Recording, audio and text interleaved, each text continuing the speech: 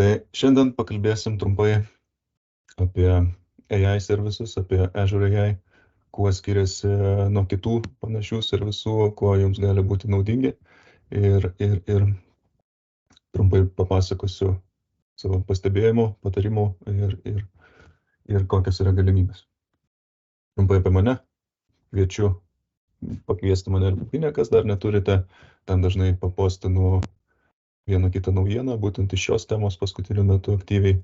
Su Microsoftu esu daugybę metų, su Azure nuo pat pradžių, kai jis dar vadinasi Windows Azure, kai tikrai buvo senas ir turėjo vos virtualias mašinas ir daugiau praktiškai nieko. Turiu daug sertifikatų. AI tema pradėjau domėtis iš Microsofto dar prieš 3 metus ir išsilaikiau sertifikatą. Tai šiek tiek šią temą žinau, tai bandysiu ir su jumis pasidalinti. Kokia šiandienos tema? Agenda. Tai trumpai norėsiu pristatyti, kokia šiuo metu yra apskritai generative AI rinka, kas tas OpenAI, kuo jis skiriasi nuo Azure OpenAI, kokie yra tie vadinami large language modeliai, kas tai yra, ką su jais galima daryti, kokie yra Azure AI servisai, kiti papildomi, apie kuriuos galbūt negirdėjot, kas vyksta bendrai su AI, saugumu, duomenų apsauga, kokiu imamasi priemonių, kaip padaryti jį saugų, nedarantį žalos, kokių yra įrankių papildomai apsaugai, ką taiko gamintojai, ką patys gali taikyti ir kokias turi atsakomybės. Ir po to parodysiu, kaip atrodo patys įrankiai, šiek tiek demonstracija, kaip kas pasileidžia, kaip gali atrodyti privatus, kaip įrankis panašus į ChatGPT, tik veikiantis jūsų aplinkoje. Ir turėsime vieną svečią, tikiuosi prisijungs vėliau Antaną iš YAI mokymo agentūros, kurie padeda įsisavinti, pamoko, kaip teisingai formuoti užklausas ir kaip gauti geriausią rezultatą. Ir po to galėsim padaryti klausimų atsakymų sesiją. Prieš pradedant norėčiau aptarti keletą AI terminų, dažniausiai girdimų, visur matomų, bet gal ne visada teisingai suprantamų, kai kurie gali būti negirdėti. Juos žinant, skaityti visas naujienas, matyti žiniuose, straipsniuose, tampa daug lengviau susigaudyti, kas čia kaip ir kodėl. Tai pats terminas kaip AI, dirbtinis intelektas, artificial intelligence, kaip kompiuterio mokslo pasaulyje buvo panaudotas dar 1950-aisiais, bet iš esmės didžioji dalis žmonių ne iš IT pasaulio pradėjo kalbėti apie tai tik praėjusių metų pabaigoje. Iš esmės prieš vienus metus, kai labai išpopuliarėjo tas pats OpenAI iššovė ir dėl to didelio proveržio machine learning srityje, tų pačių naujų sukurtų modelių ir jų panaudojimo paprastumo, visas šitas reikalas iššovė su trenksmu. Ir noriu supažindinti su keletu raktažodžių, kuriuos vis dažniau visur matysit, girdėsit ir turėtume žinoti. Tai kas tas pats artificial intelligence, dirbtinis intelektas, kodėl jis dirbtinis, nes sukurtas žmonių naudojant kompiuterius. AI neturi nei skaitmeninių smegenų, tai nėra mašinos, tai nėra robotai, tai yra visgi programos veikiančios ant labai galingų kompiuterių. Jos apsimoko iš milžiniško kiekio duomenų, instrukcijų rinkinių ir taip sukuriami tie modeliai, kurie iš esmės gali vėliau automatizuoti užduotis, kurioms įprastai reiktų žmogaus, kažkokio veiksmo, žinių, laiko. Tai paprasčiausi AI pavyzdžiai yra tas pats Bing chatas, kai dabar Word'e rašote, pasiūlo jums sekantį žodį, kokį rašyti norit, atspėja. Gmailas, Spotify'us dainos rekomendacija, visą tai fone yra artificial intelligence programa. Machine learningas. Tai yra, kai žmonės apmoko sistemą, kaip reikia kažką atlikti, treniruodami, atpažinti tam tikrus patternus, pasikartojančius dalykus ir priimti sprendimus, kuriais gali remtis. Ir duomenys per tuos algoritmus prasukami daugybę kartų, skirtingais būdais. Ir iš esmės kiekvieną kartą duodamas feedbackas, kad sistema mokytųsi, tobulėtų. Tai iš esmės lyg grojant pianinu 100 milijonus kartų, vėliau akis ir rankos išmoksta jau numatyti natas į priekį, nebereikia žiūrėti ir gali improvizuoti. Tai iš esmės, kodėl jis toks atsirado, kaip jis atsirado, tai iš esmės įprastais tradiciniais programavimo būdais pavyzdžiui, vaizdų atpažinimas, kalbos supratimas nebuvo įmanomas ir buvo sukurti nauji algoritmai ir jiems reikalingi milžiniški kompiuterių skaičiavimo pajėgumai, todėl didelis proveržis prasidėjo tik neseniai iš esmės atsiradus pigesniems, galingesniems skaičiavimo įrenginiams, kalbam apie GPU. Šitą terminą girdėsite tikrai dažnai. Visur Large Language Models, LLM, kitaip tariami, tai yra iš esmės naudojami yra neuroniniai tinklai, kurie yra įkvėpti lyg žmogaus smegenų, kaip vaikui kažką išmokus, naujai susijungia, naujas jungtis atsiranda ir jis po to jau supranta, kitaip galvoja. Vėlgi, jie yra treniruojami su milžiniškais duomenų kiekiais teksto, kad suprastų kažkokius dėsningumus, ryšius, kaip ta kalba atrodo, kaip žmogiškoji kalba, kad galėtų ją taip pat žmogiškai atkartoti.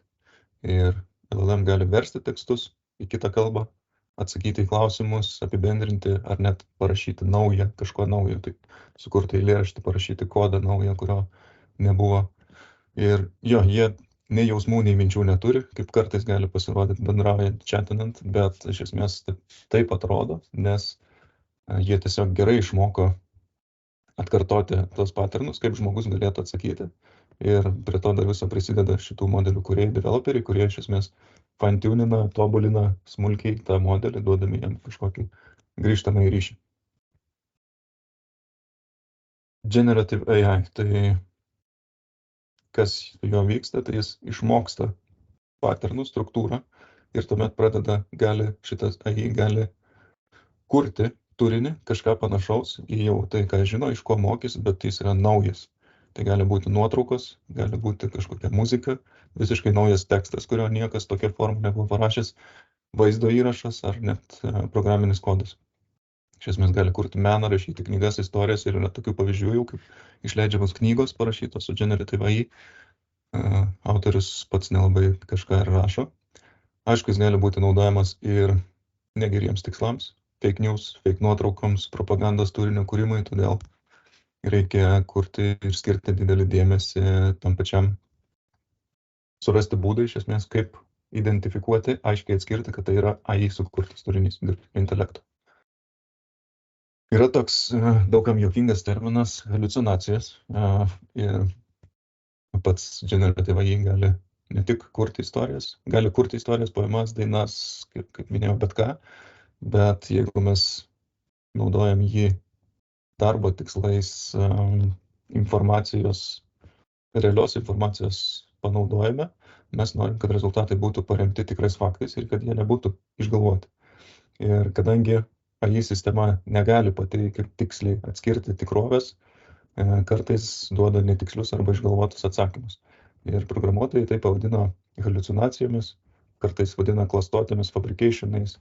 Iš esmės tai kaip atsigulę žiūrėtumėm į dangų, į debesis ir pasirodo, kad kažkuris ten primena gyvūną ir vaikas gali pradėti teikti, kad, tarkim, užsižiūrėjęs, kad ten yra tikrai gyvūnas, o ne debesis. Tai jo, ypač su ankstesniais modeliais šitas dažnai pasikartodavo. Pačiam teko susidurti, kai paprašiau parašyti vieną kitą PowerShell komandą, kaip galėtų atrodyti komanda, jeigu nori atlikti tokį veiksmą, kitokį veiksmą. Ir man ten, kai paprašiau 3., 4. veiksmo, sugalvojęs, kad tokia komanda galėtų būti. Modelis irgi sugalvojo tokią komandą, kad iš to, kokios komandos žino, kad galėtų būti panaši komanda, man ją parašė, aš ją paleidau, neveikia. Sakau, man ta komanda neveikia. Ir man atrašė, sako, sorry, aš čia sugalvojau, taip galėtų būti. Tai jo, nereikia pilnai pasitikėti, reikia visada perklausti, patikrinti. Ir kad tų haliucinacijų išvengti, naujose modeliuose yra naudojamas toks kaip grounding metodas, kai dar yra papildomai pateikiama informacija iš patikimų šaltinių ir pagerinamas tikslumas tam tikrą temą. Ir arba jeigu pasirodo, kad prognozės, forecastai kažkokie neteisingi pateikiami į modelio, tai greičiausiai trūksta duomenų, iš kurių jis buvo apmokytas. Responsible AI, kaip minėjau, tikslas sukurti saugią sistemą, teisingą sistemą, kad nebūtų panaudota negeriems tikslams. Faktas, kad atsiras, kas bandys tą padaryti. Ir Responsible AI yra kaip gidas, kuria žmonės iš šios srities, ne viena įmonė, ne viena kompanija, bet iš esmės visi bando sugalvoti, nurodyti, kaip kurti saugius komponentus, tos pačius machine learning modelius, pačią programinę įrangą, vartotoją aplinką, prieigą, visus komponentus įmanomus apsaugoti, kad kažkur nebūtų įterpiamas ar tai negeras kodas, ar tai paduodamas pakeistas atsakymas ir panašiai. Ir kadangi AI sistemas vis dažniau naudojamos rimtose srityse, kaip mokslo, sveikatos, politikos srityse gali būti panaudotas, tai gali tas atsakymas, duotas rezultatas turėti ir neigiamas įtakos, jeigu jis nėra tikslus. Ir žinoma, visos sistemos yra sukurtos žmonių, treniruotos duomenų iš mūsų netobulo pasaulio, kur vieniems atrodo vienaip, kitiems atrodo kitaip. Ir svarbu, kad tie duomenys, kurie panaudoti treniravimui, būtų teisingi, ne kažkokie šališki ir iš esmės reiktų suprasti, kokias papildomas apsaugas ribojimus reiktų taikyti, kad visi šie įrankiai visuomeniai padėtų, o ne kenktų. Tai jo, prompts arba užklausos labai svarbi dalis visam, ypač generative AI, nes iš esmės užklausa tai yra instrukcija, ką mes paduodama į sistemai. Tai gali būti žodžiai, nuotraukos, kodas ar dar kažkoks inputas, kuris pasako dirbtiniam intelektui, kokią užduotį mes norim atlikti. Ir inžinieriai ir visi bendraujantys su AI sistemomis, norėdami gerų rezultatų, turėtų kuo tiksliau ir kuo aiškiau pateikti užduotį ir kiek įmanoma daugiau pasakyti, ko aš tikiuosi, kaip tikiuosi, kokią formą ir duoti kontekstą prieš tai. Čia paprastas pavyzdys, kažkur mačiau, kad, pavyzdžiui, nuėję į subvėjų, kur galit pasirinkti komponentus, jūs nesakot, kad duokite man sumuštinį ir negalite tikėtis, kad gausit tokį, kokį jūs norit. Jūs nurodot, kokią duoną norit, kokius padažus, kokius ingredientus, kiek jų ten pridėti ir taip jūs pasirenkat, kad jums būtų skanus ir jums maistingas, jums tinkamas sumuštinis. Tai čia panašiai. Ir užklausos, kaip vėliau pamatysit, taip pat yra labai svarbios, kiek kainuoja pats įrankis, nes atitinkamai jūs už kiekvieną užklausą, už atsakymą mokate ir jų optimizavimas yra tikrai svarbus. Ir copilotai, asmeniniai asistentai, dabar irgi labai skambi tema. Copilotai yra kaip jūsų asistentai, padeda rašyti tekstą, kodą, santraukas, atlikti paieškas. Jie dažnai būna jau integruoti į kažkokią sistemą, padeda jums šalia atsidaryti ir užduoti papildomą klausimą, jau žino apie jūsų turimus duomenis toje sistemoje. Ir vėlgi visą tai veikia tų pačių LLM modelių dėka, kurie išmoko gerai suprasti žmonių kalbą ir bendravimą. Ir čia vėlgi svarbus responsible AI, kad būtų teisingais tikslais, teisingai atsakoma, patikrinama, kad būtų. Ir copilot visgi vadinasi copilot, ne pilot, nes nereiktų tikėtis, kad viską padarys už jūs, kad jums nieko nereikės daryti, nes jums leis efektyviau, produktyviau, greičiau kažką padaryti, bet jūsų inputo, jūsų užklausų, jūsų patikrinimo visgi reikės. Dar mačiau vakar pavyzdį, kad GitHub Copilot paleido, yra įrankis, kuris padeda rašyti kodą ir pagal jų statistiką dabar jau virš 41% naujo parašomo kodo yra parašytas AI arba su AI pagalba. Tai tikrai milžiniški kiekiai. Vienos konferencijos metu pamačiau labai įdomią citatą. Vieną technologiją, kad žymus žmogus sakė, kad būtent šita technologija gali priversti žmonės nebeatsiminti, nebegalvoti patiems, pasitikėti kažkokiu kitų šaltiniu labiau nei savim, netikrinti faktų ir kad žmonės iš esmės nebegalės atskirti realybės nuo faktų. Yra tokių minčių, yra tokių grėsmių. Tik po to labai nustebino, kad šita citata šios mintis buvo pasakytos dar Sokrato daug metų atgal. Ir šitaip jis sakė apie parašytą žodį, apie raštą. Ir jis jį kritikavo kaip netobulą formą žinių perdavimui, kad užrašytas žodis negali savęs apginti, negali atsakyti, pasirinkti skaitytoją. Ir Sokratas teigia, kad tik kalbant galima tinkamai išmokti ir perduoti žinias. Bet jis pripažino, kad užrašytas tekstas gali pasitarnauti kaip atminties toks pagalbininkas, priminėjas, kuris tiems, kurie į tą temą, apie kurią skaito, jau žino, kad gerai išmano. Tai panaši situacija ir nerimas yra šiuo metu ir su dirbtiniu intelektu, kad vieni bijo, kad žmonės nebegalvos, kiti bijo, kad juos pakeis, jų darbo nebereikės, bet labiausiai tikėtina, kad tinkamai naudojant ir suprantant įvaldžius įrankius, tai bus tik labai geras revoliucinis įrankis tobulėjimui ir produktyvumui, jeigu jis bus tinkamai suvaldytas. Ok, ChatGPT. Visi žino šitą pavadinimą, kaip anksčiau močiutės ir taksistai kalbėjo apie bitkoinus. Dabar visi žino pavadinimą ChatGPT, bet toli gražu ne kiekvienas gali pasakyti, kas tai tiksliai yra, kas jį sukūrė, kur jis ir kaip jis veikia. O buvo taip, kad prieš gana trumpą laiką OpenAI įkūrėjai atėjo pas Microsoftą, paprašė platformos savo idėjai paleisti, tobulinti savo modelius ir vat per paskutinius metus jie nuo oficialaus paleidimo tapo greičiausiai augančių konsumerinių produktų istorijoje apskritai, daugiausiai vartotojų augančių kiekių. Ir pasirodo, kad visas ChatGPT, visi OpenAI servisai veikia toje pačioje Azure platformoje ant gerai žinomo Azure Kubernetes serviso, fone veikia Azure Cosmos DB ir kiti susiję servisai. Ir aišku, jiems yra dedikuota infrastruktūra, tam paduota.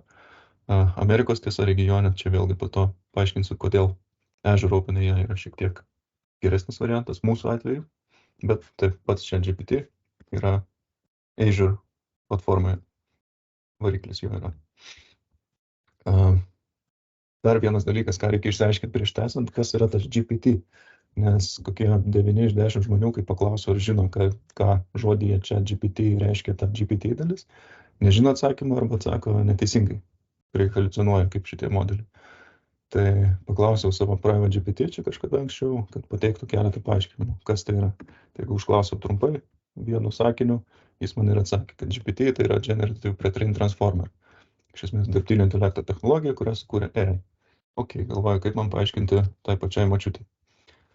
Paprašiau, lyg man būtų 10 metų. Paaiškino, apibūdino kaip robotą, daug skaitantį, ypač internete, protingą robotą, kuris geba bendrauti su žmonėmis. Ok, skamba gerai. O jeigu reikėtų paaiškinti IT specialistui, ar labiau žinančiam apie šią sritį, tai galim paimti šitos žodžius ir išskaidyti, ką kiekvienas reiškia. Generative tai reiškia, nurodo, kad šitas modelis geba generuoti, ne tik analizuoti ir klasifikuoti duomenis, bet ir juos generuoti. Ir kad gali generuoti tekstą, kurį pratęsia tai, ko mes užklausėm, arba sukuria atsakymą, straipsnį, kodą ir dar kažką. Pre-trained tai reiškia, kad jis yra iš anksto apmokytas modelis ir jis jau turi apmokytas iš didelio teksto kiekio, supranta kalbą iki tam tikro lygio, iki tam tikro senumo duomenų turi ir jis išmokytas geba suprasti, generuoti tą pačią natūralią žmonių kalbą iš anksto duotais pavyzdžiais, o nepradeda mokytis nuo nulio kiekvienos užklausos atveju. Transformer tai yra transformatoriaus modelio, kuris naudojamas GPT struktūroje tipas. Tai iš esmės šiuolaikinės dirbtinio intelekto kalbos apdorojimo pagrindas, kur leidžia paimti didelius teksto gabalus, nustatyti svarbius ryšius tarp šių žodžių ir taip geriau suprasti, ką mes čia norim pasakyti ir ką turėtų atsakyti. Tai va, kitą kartą čia GPT, galbūt atsiminsit, kas tai yra. Ir dar vienas labai svarbus faktas, ne faktas, bet klaidingas visur žiniose vaikštantis pavadinimas, yra, kas galvoja, kad apskritai, ir net žiniose girdžiu kartais kalbant pranešimuose kažkur, jeigu kalba apskritai bet ką apie dirbtinį intelektą, apie AI, tai vadina šitą daiktą ChatGPT. Tai yra labai klaidinga, tai yra vienas iš produktų, vienas iš OpenAI sukurtų produktų, būtent specifinis modelis skirtas pokalbėms, bet AI pačių dirbtinio intelekto sprendimų yra krūvos ir fone veikiantis modeliai yra daug svarbesnis ir labiau svarbus dalykas. Kaip atrodo visa AI rinka šiuo metu? Radau gana nesenius duomenis, apklausą surinktus duomenis iš šio mėnesio. Tai matom išskirstytą į skirtingas dalis. Tai pagal duomenų centrų GPU, tai yra vaizdo plokštės, kam jos reikalingos, nes kaip AI su vaizdo plokštėm susijęs, tai pats LLM mokymas ir veikimas reikalauja labai didelių resursų, skaičiavimo resursų, nes jie apdoroja šimtus milijonus, milijardus parametrų ir jie taikomi šitam treniravimui. Kuo didesnis modelis, tuo daugiau skaičiavimo galios reikia, o kaip matom, tie modeliai vis atsiranda nauji ir vis gudresni. Mokymo laikas, vėlgi, kuo galingesnė turim įrangą, tuo mes galim sutrumpinti tą apmokymo laiką, padidinti spartą, gauti naują modelį, atnaujinti duomenis, pateikti šių metų informaciją, po to, aišku, vyksta patikrinimas ir panašiai. Ir visas GPU, vaizdo plokštės, Graphical Processing Units, iš esmės yra labai tinkami šioms užduotėms atlikti dėl savo architektūros, nes leidžia paraleliai atlikti didelį kiekį matematinių operacijų skaičiavimų, kurie yra būtent tinkami labai tiems modeliams kaip neuroniniams tinklams. Ir matom, kad įmonės, kurios gamina šitokius dedikuotus, dabar gaminami specifiniai, tam skirti GPU, matom, kad Nvidia turi didžiąją dalį rinkos ir tikrai jie visus pajėgumus ten meta. Jeigu žiūrėtume į pačio Generative AI platformų ir modelių rinką, tai matom, kad OpenAI pagal augimą irgi labai stipriai augo per vienus metus, nežmoniškų kiekių. Greičiau augo tik ta pati Nvidia su savo GPU pardavimais. Ir jeigu žiūrint į pačius modelius, į pačias platformas, tai OpenAI kartu su Microsoft, kuri naudoja tą patį OpenAI pagrindą ir dar savo turi papildomų modelių, sudaro apie 70% visos AI rinkos. Ir didžioji dalis top įmonių jau naudoja vienaip ar kitaip šitą Azure AI platformą. Ir prognozės rodo, kad kiekvienais metais išlaidos ir investicijos į šitą sritį augs daug kartų. Ir čia gana senas, kovo mėnesio Gartnerio kvadrantas, Cloud AI Developer Services, tai matom Microsoft'ą prie lyderių. Manau, jeigu dabar bus atnaujintas, turėtų būti Microsoft'as dar stipriau į šoną, į viršų ir į dešinę nuvažiavęs. Jo, tema labai plati, dabar eisim konkrečiau prie Azure AI ir įrankių.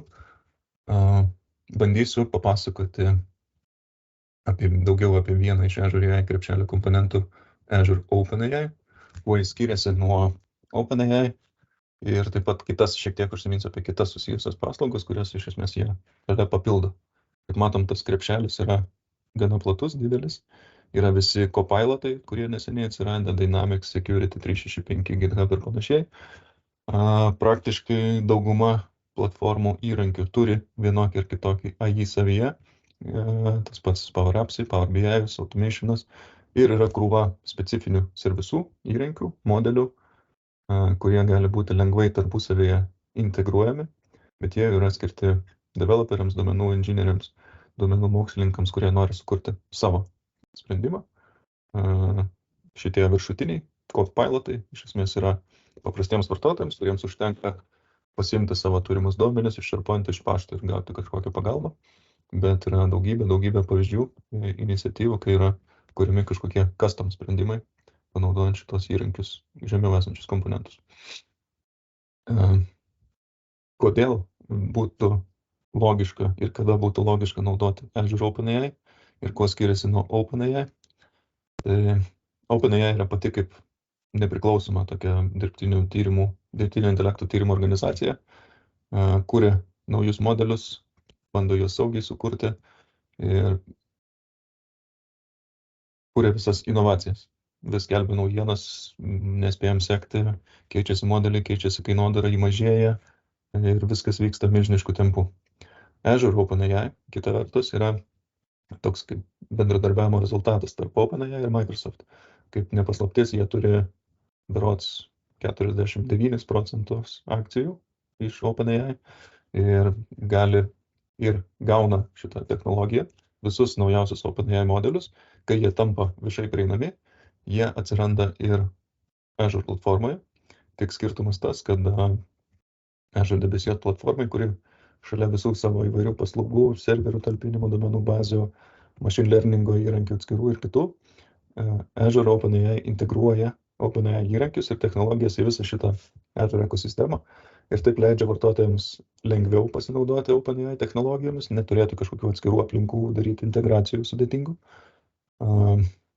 Tokius technologijas kaip GPT, tas pačias, panaudoti savo projektuose, bet vis dar išliekant savo Azure platformoje, savo tenante, ir papildomai pasinaudoti visų Azure teikiamų saugumu, pasirinkti regioną, infrastruktūrą, kur bus tai visą paleista. Su OpenAI mes to negalim pasirinkti.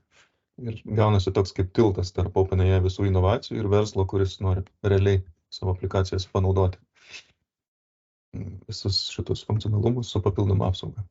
Ir jeigu pažiūrėsime lentelę palyginimo, tai matom, kad OpenAI gali paduoti kartais šviežiai modelius ir visokius alfa beta versijas, kurios bus ten visada pirmiausia prieinamos, bet kaip tai tampa generally available, Microsoftas gana greitai, matom iš paskutinių pavyzdžių, implementuoja pas save, paleidžia lygiai tą patį modelį pas save ir galima jį naudoti iš OpenAI serviso. Čia paskutinės konferencijos metu buvo pažadas, kad kainodara visada bus at parity su OpenAI, reiškia, jeigu OpenAI sumažins kainas, kaip čia buvo spalio mėnesį vyko ar lapkritį, tai atitinkamai Azure OpenAI servisas iš esmės taiko tą pačią kainodarą. Mums gana svarbi vieta, kur laikomas servisas, kur laikomi duomenys, kur vaikšto duomenys, tai naudojant OpenAI viskas lieka tik tam pačiame Azure, kaip ir OK, bet lieka Amerikoje, jis yra tik iš vieno regiono paduodamas. Kurdami Azure OpenAI servisą, mes galim pasirinkti savo tenantą, mums artimiausią regioną arba klientui artimiausią regioną, kur mes leisim aplikaciją. Perkant per Microsoft jūs galite naudoti jau turimą subscriptioną, Azure subscriptioną mokėti iš tos pačios sąskaitos, tiesiog atsiras papildomos eilutės, nereikia atskirų sutarčių, kontraktų, atskirų sąskaitų, didesnis compliance, ISO sertifikavimai visi kiti, Microsoftas taiko kaip ir visoms kitoms paslaugoms. Kas dar? SLA, Service Level Agreementas, Azure savo OpenAI servisui duoda šitą garantiją, OpenAI kol kas ne. Ir, kaip minėjau, didesnis saugumas, daugiau parodysiu po to ant top yra saugumo įrankių, yra integracijos lengvesnės su kitais įrankiais, apie kuriuos vėlgi parodysiu. Dar vienas svarbus aspektas, kodėl reiktų rinktis ne šitą viešąjį ir kodėl įmonėms nereiktų leisti visiems vartotojams eiti tiesiog jungtis į tą public ChatGPT, ar tai mokamas ar nemokamas, nes paskaičius detaliaus terms and conditions pasimato, kad OpenAI teigia, kad gali naudoti, pasilieka savo teisę, naudoti kontentą. Kontentas tai yra jūsų, kokias užklausos davėte, kokį atsakymą gavot, pagerinti savo servisams ir jie gali jūsų duomenis naudoti trainingui. Visa šita dalis negalioja naudojant OpenAI API servisus, bet jeigu naudojate tą webinę versiją, kur visi žino, visi matė, tai jūsų duomenis, corporate duomenis, įmonės duomenis neturėtų ten keliauti. Ir priešingai, Azure OpenAI duomenis, jūsų užklausos, jūsų gauti rezultatai yra nesidalinami nei su kitais klientais, yra viskas jūsų tenanto ribose, nesidalinama nei su OpenAI, neišeina netobulinami nei modeliai, nei jokie kiti produktai. Ir visi duomenys yra šifruoti, viskas lieka jūsų tenanto ribose, jūsų Microsoft aplinkoje. Ir tai yra servisas, pilnai kontroliuojamas Microsofto, tik Microsofto, visi taikomi saugumo standartai, compliance reikalai, tai kaip pasitikite savo duomenis laikyti M365, Teamsuose ir panašiai, tai čia galioja tie patys standartai ir tos pačios taisyklės. Kaip atrodo grafike, vėlgi duomenų privatumas, matom, kad užklausa atsakymas eina iki aplikacijos, jeigu tai vidinė aplikacija, vėlgi gali būti iš vis niekas neišeina išorę. Visa kita, kas vyksta, kaip apdorojamos užklausos, kur suvaikšto duomenis, yra jūsų šito serviso, jūsų paleisto serviso, kur jūs nurodot, kas turi prieigą šiose ribose.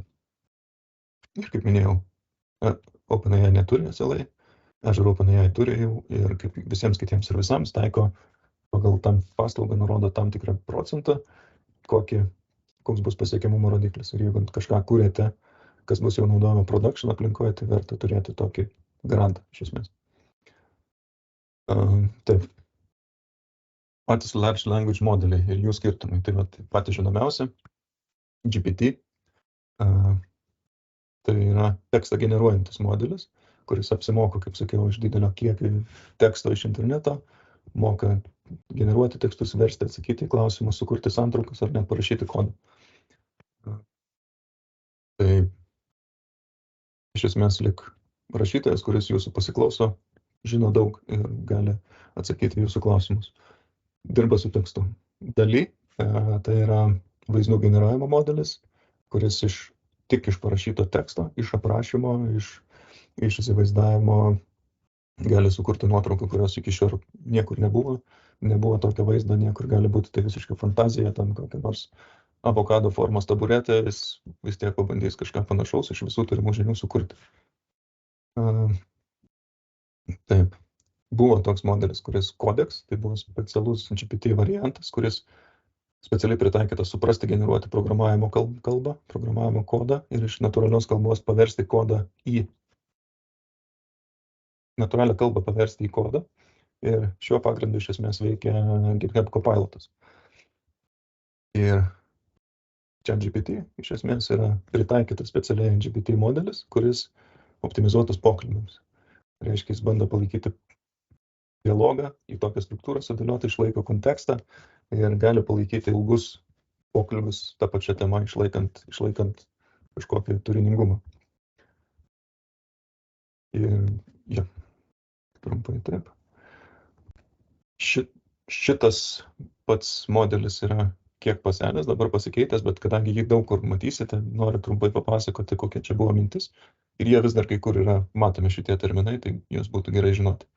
Pats kaip GPT atsirado 18 metais, GPT-3, kuris jau toks skambesnis, atsirado 20 metais. Ir paskui sekė, jau atsirado tie pirmieji modeliai, Ada, Baggage, Curie, DaVinci, kurie, matote, eina pagal abėcėlę. Po to jie kiekvienas turėjo savo kartą. Reiškia, būdavo 001, 002, 003 ir jie kiekvienas būdavo naujos kartos, geresnis, kažkuo greitesnis, galingesnis. Dauguma šitų Ada, Baggage, Curie modelių yra jau sukurti, naujai nebeprieinami. Jie bus kitais metais tam tikrais laikotarpiais išleisti jau į poilsį ir dauguma jų pakeis GPT 3.5 Turbo Instruct. Čia dabar daug pasakosiu tokių terminų. Išeikit, nepasimeskit, vėliau grįšiu prie paprastesnių dalykų, bet šita vieta yra svarbi suprasti, kaip apskritai veikia, kuo skiriasi tie modeliai ir kodėl svarbu vienus pasirinkti, kurį kada naudoti. Tai kiekvienas iš šių modelių turi skirtingą dydį, skirtingą pajėgumą, našumą ir atsižvelgiant į jų parametrų skaičių, mokymo duomenų apimtį reikia pasirinkti, kada kokį naudoti. Ir, pavyzdžiui, tas pats Ada buvo pats pirmasis, pats paprasčiausias, greičiausias variantas. Tuo pačiu ir pigiausias, bet turintis mažiausiai parametrų. Tai skirtas užduotims, kurioms nereikia giliai analizuoti tekstą, svarbu greitas ir mažas išlaidas. Tai tarkim, teksto suformavimas arba ten raidžių sukeitimas vietomis toks, elementarus teksto pataisimas. Baggage buvo sudėtingesnės užduotis, kur jau reikėjo supratimo, teksto generavimo, Curie supratimas generavimas, bet dar giliau, dar labiau natūrali kalba vystėsi ir DaVinci tam tikrų metų buvo kaip pats jau geriausias, vienas galingiausias iš 4 modelių, kur sudėtingiausias užduotis, nuoseklus pokalbiai, teksto kūrimas, problemų sprendimas, tai va čia iš to išsivystė visi GPT 3.5 ir GPT 4 ir taip toliau. Ir skirtingai nuo pasirinkto, nuo jūsų pritaikymo, jeigu jūs norit tik suklasifikuoti tekstą, nėra jokios logikos naudoti DaVinci ar GPT-4, nes jis tą atliks lėčiau, jis tą atliks brangiau, o rezultatą gausit tą patį, nes užduotis yra gana paprasta. Ir priešingai, jeigu jūs norit išanalizuoti, kad būtų spręstų problemas, tie pirmieji paprasti modeliai jums netiks, jie duos jums labai trumpą paprastą atsakymą ir galimai neteisingą. Ir po to nuo GPT-3 sekė daug kartų ir visokių skirtingų modelių variacijų. Atkreipkite dėmesį į training data senumą. Buvo jie, pavyzdžiui, 2019 spalio. Jeigu mes užklaustume, kas vyko 20 metais, sakytų, nežinau. Arba 20 metais išėjo naujas modelis, apie jį mes paklausėm, sako, nežinau, tokio nėra. Net tokių duomenų neturi. Ir atkreipkite dėmesį į tokenų skaičių maksimalų, apie juos šiek tiek vėliau papasakosiu, matom apie 2000. Toliau sekė, jau prasidėjo GPT 3.5 Turbo, su didesniais kiekiais, su naujesniais duomenim 21 rugsėjo. Vėlgi jis nežinojo, kas vyko 22, bet mes 22 naudojom ir džiaugiamės. Atsirado specialūs modeliai, kurie sugebėjo apdoroti daugiau tokenų, reiškia galėjom paduoti ilgesnį tekstą, gauti ilgesnį atsakymą. Toliau, matom, kaip didėjo tokenų limitai, naujesni duomenys atsirado, turbo buvo greitesnis ir pigesnis nei GPT-3.5 ir galų gale GPT-4 versijos jau yra su dar daugiau tokenų, dar naujesnė informacija ir šiuo metu turim GPT-4, kuri turi duomenis ne tik iš šių metų balandžio ir tikrai didelius tokenų kiekius. Ir GPT-4 vėlgi jau turi galimybę suprasti ir vaizdus. Yra specialus Vision Model Editionas, tai moka ne tik tekstą galim paduoti ir vaizdus. Ir panašu, kad čia viskas nesustos.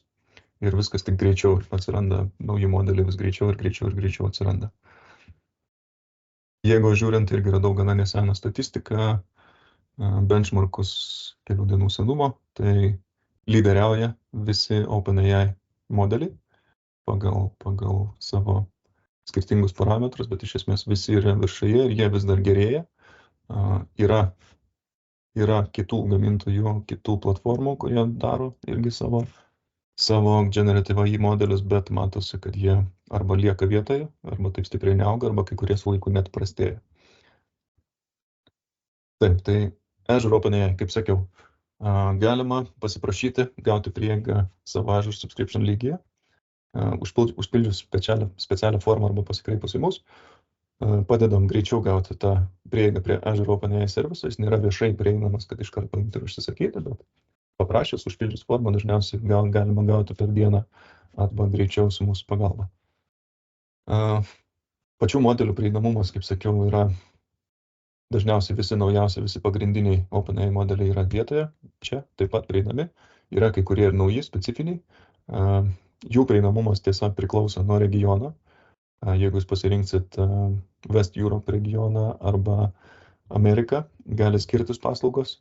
Toje pačioje Europoje skirtingose duomenų centruose yra skirtingas apkrovimas, kiek ten yra jau klientų, kiek naudoja tą fonę veikiančią milžinišką infrastruktūrą, kiek jiems trūksta pajėgumų.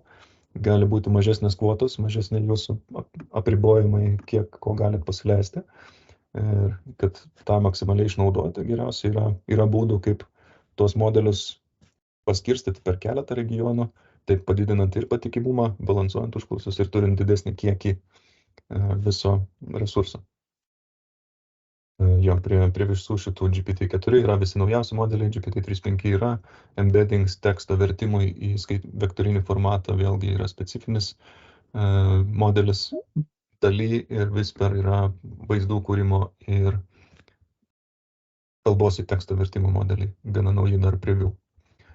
DALL-E, vienas iš modelių yra vaizdų kūrimui, labai įdomus reikalas. Dar įdomu, kad jo pavadinimas yra kilęs iš sudėtas DaVinci ir Wall-E iš filmuko, taip ir vadinasi berods Wall-E. Tai DaVinci ir Wall-E gaunasi DALL-E. Ir tai yra sistema, kaip sakiau, kuri kūrė piešinius, nuotraukas, realistiškas, net labai nuotraukas, tik iš aprašymo, kokį jūs pateikėte. Čia keletas pavyzdžių iš vieno sakinio užklausų, ką man sugeneravo. Bet tikrai pasistengus galima pasiekti ir geresnių rezultatų. Dabar svarbi dalis, nuo ko priklauso kaina, kiek tas kainuoja, kaip optimizuoti. Ir iš esmės viskas yra grindžiama vartojimo principu, tiek OpenAI API'us, tiek visas Azure OpenAI servisas priklauso nuo modelio galios. Tai reiškia, kokį mes pasirinkam modelį, kaip sakiau, jeigu nereikia, neimkit pačio greičiausio, naujausio ir galingiausio. Ir nuo to, kiek mes pateikėm užklausų, kokius mes gaunam atsakymus, kokius mes liepiam paduoti atsakymus. Ir tai iš esmės, kuo daugiau ištikslių, kuo daugiau užklausų, natūraliai tuo didesnės išlaidos. Ir jo, dar priklauso, ar modelis yra fine-tuned, tai reiškia papildomai apmokytas pagal jūsų specifinę temą ir ten yra taikoma dar kita kainodara. Dar yra vienas būdas, bet čia naujas ir klientams, kurie jau naudoja dideliais kiekiais, toks rezervacija, tam tikras garantuotas resursų kiekis, bet jie yra tikrai dideli kiekiai, kur naudojama su tūkstančiais, 10 000 vartotojų, kurie aktyviai ten kažką daro, generuoja užklausas, gali užsisakyti tokius kaip tam tikram modeliui rezervacijas, kur gauna garantuotą kiekį, garantuotą veikimą, garantuotą performansą ir geresnę kainą. Bet čia kalbam apie didelius kiekius. Kai kas nors pasieks šitą lygį, galim pakalbėti, esame įsiaiškinę, kaip tą padaryti ir kas ten gaunasi per kainodarą. Bet jeigu žiūrint į tiesiog pradžią, į testavimą, tai matom, kad skirtingi modeliai skirtingai kainuoja. Tas pats modelis gali turėti dar skirtingus lygius, kiek jis ten, pavyzdžiui, priima tokenų, kiek jis gali tokenų apdoroti. Ir iš esmės apmokestinama yra per užklausą. Matot kainą už 1000 tokenų, to paaiškinsiu, kas tai tokenai, ir už atsakymą. Irgi tas pačiais tokenais yra apmokestinama. Pavyzdžiui, vaizdų generavimas daly yra per nuotrauką. Tai 100 nuotraukų gali gautis apie €80, su daly 2, su daly 3, kuris kuria tikroviškesnius, gražesnius vaizdus. 100 nuotraukų apie 3 eurai, tai 3,5 cento už nuotrauką. Nėra daug pigiau nei pasisamdyti kokį grafikos dizainerį nupaišyti viršelį jūsų paslaugai. Taip, pažiūrėkime skaičiavimo pavyzdžius. Kaip tokenai skaičiuojami? Tokenas, iš esmės galima jį laikyti kaip žodžio arba sakinyje esančio žodžio dalies gabalėlis. Kiekvienas gabalas yra svarbus, norint suprasti visą tekstą, generuoti atsakymus ar naują turinį. Ir OpenAI visi modeliai, šie tokenai yra naudojami kaip duomenų vienetai, kuriuos modelis analizuoja, mokosi ir iš jų atlieka prognozes. Tai vienas tokenas yra apie 4 simboliai angliško teksto arba 0,75 žodžių. Tai yra skaičiuoklės, kur galima pasiskaičiuoti, pavyzdžiui, kiek mano parašytas tekstas sugeneruos tų tokenų ir paskui pagal kainodaros lentelę pasiskaičiuoti, kiek man čia gali tas reikalas kainuoti. Ir jau reikia žinoti, kad ilgas tekstas yra daugiau tokenų, ilgesni tekstai bus skaidomi daugiau tokenų, reiškia, jie užims didesnę dalį modelio apdorojimo limito. Ir žodžiai gali būti sukarpomi dalimis. Čia supratimai kaip veikia. Bet iš esmės tai gana galima imti vidurkius ir per daug tam nesigilinti. Ir, pavyzdžiui, galim palyginti, ką mums reiktų naudoti. Ar GPT-3.5 ar GPT-4 tam tikrų atvejų. GPT-3.5, pavyzdžiui, yra su 175 milijardais parametrų.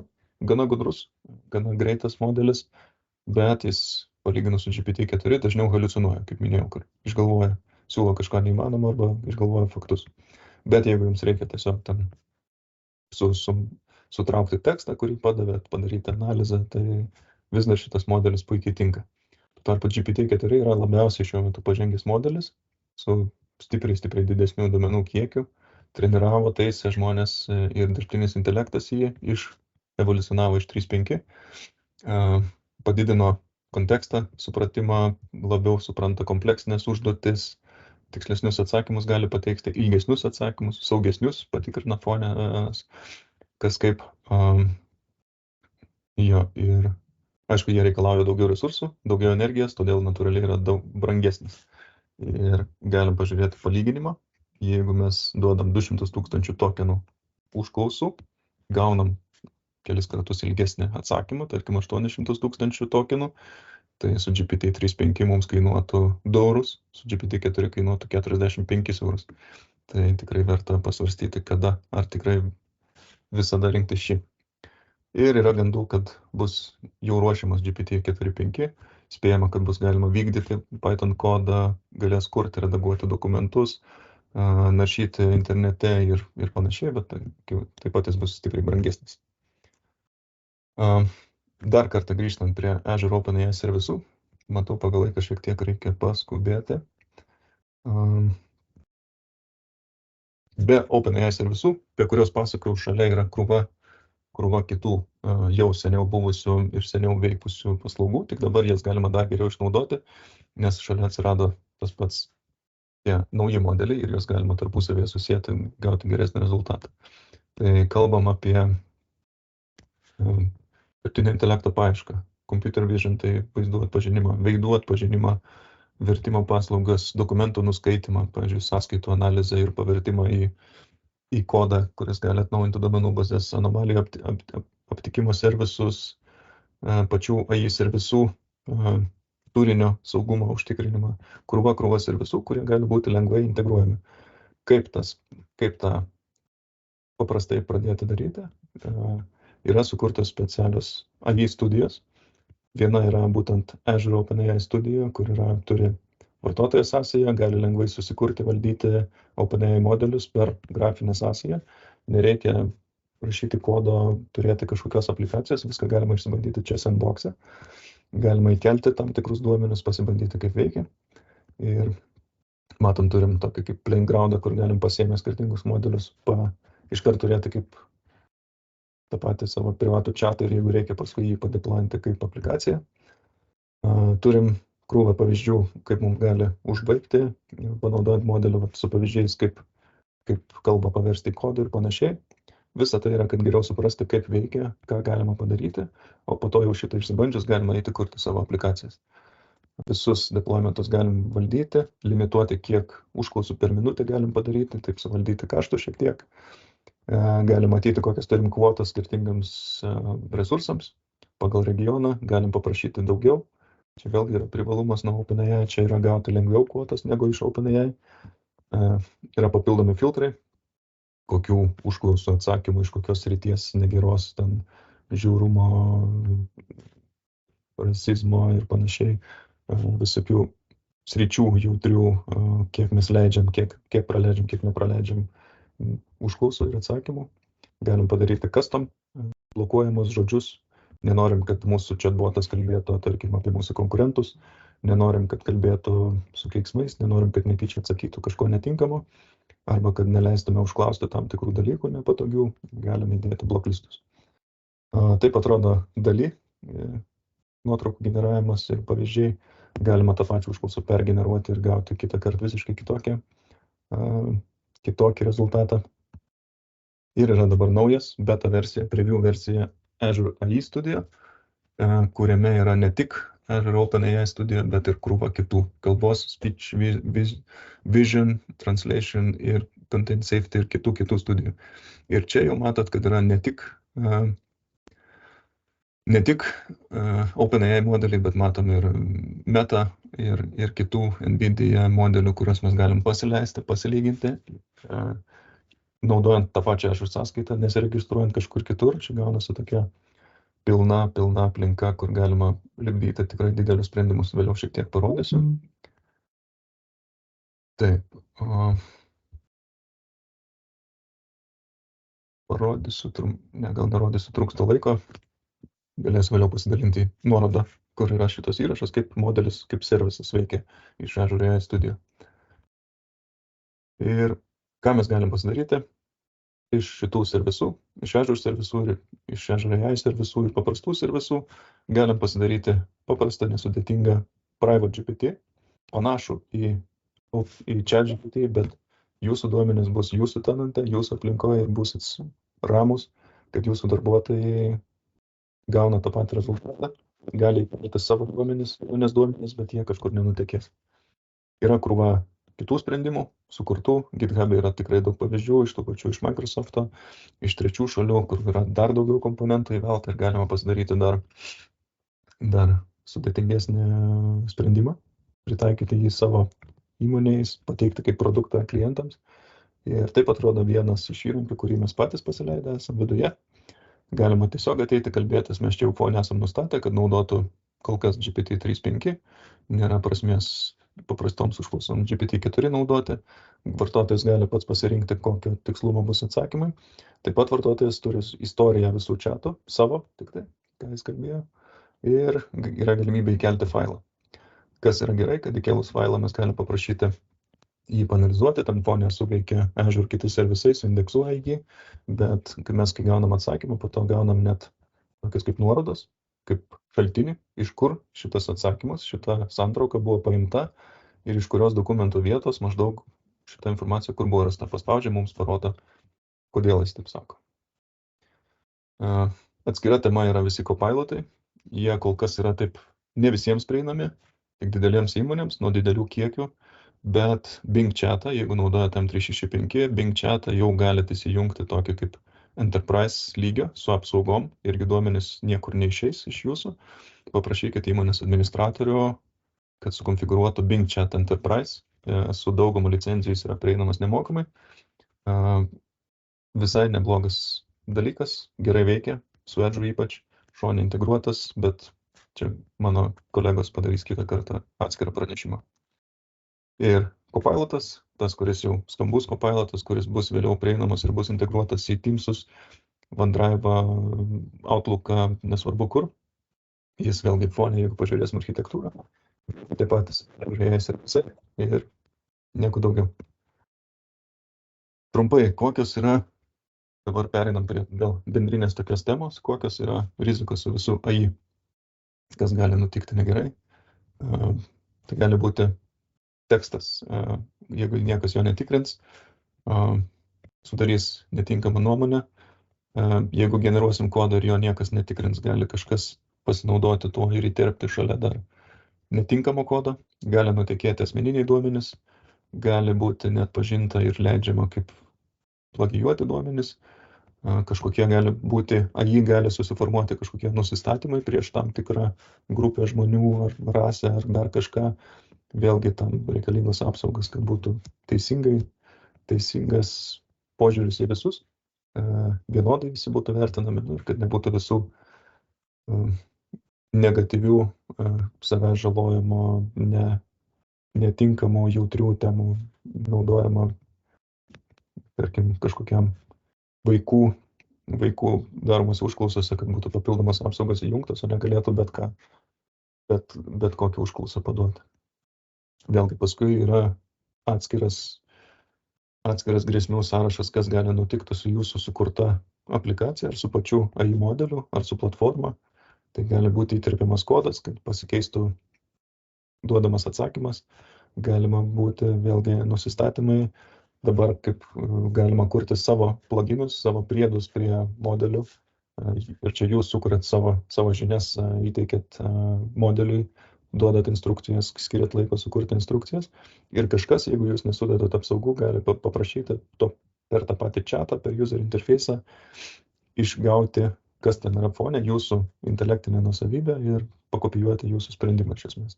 Tai krūva apsaugų, krūva vietų, ką reikia apgalvoti, kuriant į aplikaciją, į modelius. Patys modeliai, jo gamintojai, OpenAI, Microsoftas taiko papildomus apsaugas, tikrai daug, bet kuriant savo aplikaciją, vėlgi yra vieta, už ką reikia pačiam būti atsakinga.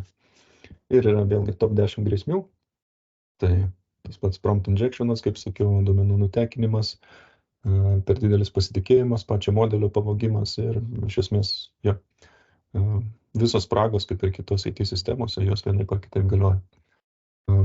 Kas yra gerai, kad Microsoftas jau pagal šitą mečina, kokius turi įrankius, kas gali padėti šitas dalis padengti.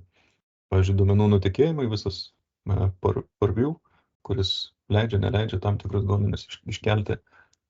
Prieigos valdymas prie Azure OpenAI serviso vėlgi yra valdomas tais pačiais role-based access controllais, kaip ir visi kiti servisai, tai galim šitą lengviau suvaldyti.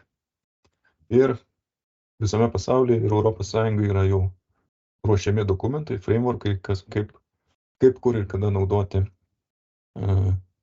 AI sistemas, kur galima naudoti, kur yra rizika naudoti, kur nenaudoti. Tai matom, kad yra viena dalis kaip unacceptable, nepriimtina, kad būtų per didelis pavojus žmogaus teisėm ir panašiai, kur iš vis negalima naudoti. Yra kur didelė rizika, didelės rizikos grupės, tai iš esmės reiktų taikyti griežtesnius reguliavimus šitam naudojimui, tai kaip biometriniams duomenims, mokymui, teisėtvarkai ir panašiai, kur yra kažkokia limituota rizika, kur reiktų vartotojas tik informuoti, kad čia naudojamas AI ir kur nėra visiškai jokios rizikos kitas sritis, kur tiesiog galima naudoti be jokių apribojimų. Ir yra svarstama apie kokias baudas, apie viską, panašiai kaip ir visiems įrankiams, kad nebūtų chaoso. Ir jeigu jūs kūrėt savo AI aplikaciją ir jeigu kas už ką atsakingas, tai jeigu jūs atsinešat savo visiškai susikurtą modelį ir jį tik paleidžiate ant infrastruktūros, tai jūs atsakingas praktiškai už viską. Jeigu naudojat Azure AI servisus dalį iki tam tikro lygio, iki dizaino, iki leidimo jungtis, iki teisų valdymo. Jūs atsakingas už visą modelio saugumą, infrastruktūrą ir duomenų valdymą jau dalinai atsakingas priklausomai nuo modelio gamintojas. Ir jeigu naudojat Copilotą, tai iš esmės jūs paduodat savo duomenis ir iš esmės kam suteikėt prieigą. Paskui visą didžiąją dalį jungčių, pačio dizaino spragų kažką rūpinasi Microsoftas. Ir dar kartą svarbu paminėti, kad naudojant šį sprendimą jūsų duomenys yra tik jūsų duomenys, nenaudojama jokiems treningams, taikomas visi standartai iš esmės apsaugų, sertifikavimo ir panašiai. Microsoftas taip pat jau turi prikūręs security baseline, kurie nurodo, ką reikėtų patikrinti, ką reikėtų būtinai sužiūrėti, diegiant AI paslaugas. Yra pavyzdžių landing zonui, kaip pavyzdinė architektūra, kaip turėtų būti sudėliotas visi ryšiai, teisės, atskirti servisai ir panašiai. Apsaugos sistemos tokios kaip Defender for Cloud jau irgi gali skanuoti AI servisus ir pasakyti, kad reiktų apriboti tinklo prieigą, reiktų pakeisti tam tikrus nustatymus, jau teikia rekomendacijas. Galim padaryti, kad šitas modelis visiškai negalėtų kreiptis niekur išorį ir viskas vyktų tik jūsų įmonės vidui. SIEM sprendimus taip pat galime įjungti ir matyti kažkokias anomalijas sekti. Ir atvirkščiai galim panaudoti tą patį OpenAI, kad jis papildytų SIEMo tiketus ir panalizuotų, kas čia yra per grėsmė. Ir turintiems 365 Defender for Cloud App vėlgi yra katalogas AI servisų, žinomų AI servisų, kuriuos galima patikrinti ir pamatyti, kad gali būti grėsmė, kad juose gali nutekėti daug jūsų duomenų, jie nėra niekaip tikrinami saugus ir įmonės administratoriai turi galimybę juos tiesiog blokuoti. Ir atskiras servisas, dar labai trumpai, yra AI Content Safety, jį galima naudoti tiek su Azure servisais, tiek visiškai su išoriniais servisais. Reiškia, mes galim sudėti tam tikrus filtrus, kad savo kažkokioj ar vidinėje ar išorinėje aplikacijai neleistumėm tam tikrų negerų užklausų arba kad būtumėm tikri, kad negausim kažkokių neigiamų atsakymų, kurie gali pakenkti įmonės įvaizdžiui. Skubu, nes matau, laikas spaudžia, užsikalbėjau, tai trumpai pabaigai, kur galima patiems daugiau pasiskaityti, sužinoti, pasimokyti. Yra puikus portalas Microsoft Learn, turi atskirą skiltį, sugrupuota į tam tikras sritis, teisinius dalykus, apskritai bendrinius dalykus, pilotus ir panašiai. Jie visi padeda pasiruošti sertifikatams, kam aktualu, galite eiti čia ir tikrai naujas, nuolat atnaujinamas turinys. Galite atsisiųsti e-booką, elektroninę knygą, ataskaitą iš Foresterio, kaip Azure AI gali sutaupyti, kokios naudas duoda verslui ir kaip tas atrodo pinigais. Tyrimas atliktas. Dar toks vakar pamačiau, įdėjau skaidrę, kad Graikijos vyriausybė paleido chatbotą viešajam sektoriui, veikiantį Azure OpenAI pagrindu ir iškart sulaukė pirmom dienom apie 100 000 vartotojų aktyvių. Ir kol kas atsiliepimai labai geri. Ir paskutinis turbūt mano patarimas, kur vėliau papasakos ir mūsų svečias, jeigu jis prisijungia. Užklausų keli patarimai, ką teko pastebėti. Tai visada, duodant užklausas, reiktų duoti kuo tikslesnį situacijos aprašymą, pasakyti, kaip elgtis, kaip kažkokiam specialistui elgtis, pateikti pavyzdžių, nurodyti žingsnius, kaip turi būti atsakyta ir kokiu formatu turi būti atsakyta. Išvengti haliucinacijų minėtų galima nurodant šaltinius arba pakopijuojant, paduodant tam tikrą šaltinį, kuriuo gali papildomai remtis modelis. Kompleksinėms užduotims reiktų duoti instrukcijas, kad būtų atsakyta žingsnis po žingsnio ir taip galite sekti, kaip pats modelis galvoja, jį patikrinti lengviau.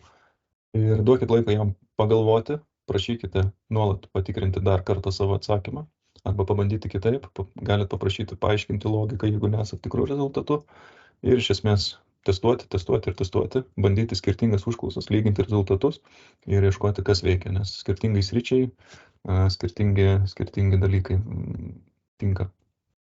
Ir pats užklausos formavimas, vėlgi tai turi būti užduotis, kontekstas, ko mes tikimės iš atsakymo ir kokiu formatu pateikti atsakymą. Čia šiek tiek praleisiu. Antanas, matau, iš YAI prisijungęs, tai gal padarom taip, kadangi čia užtrukau ilgiau nei tikėjausi.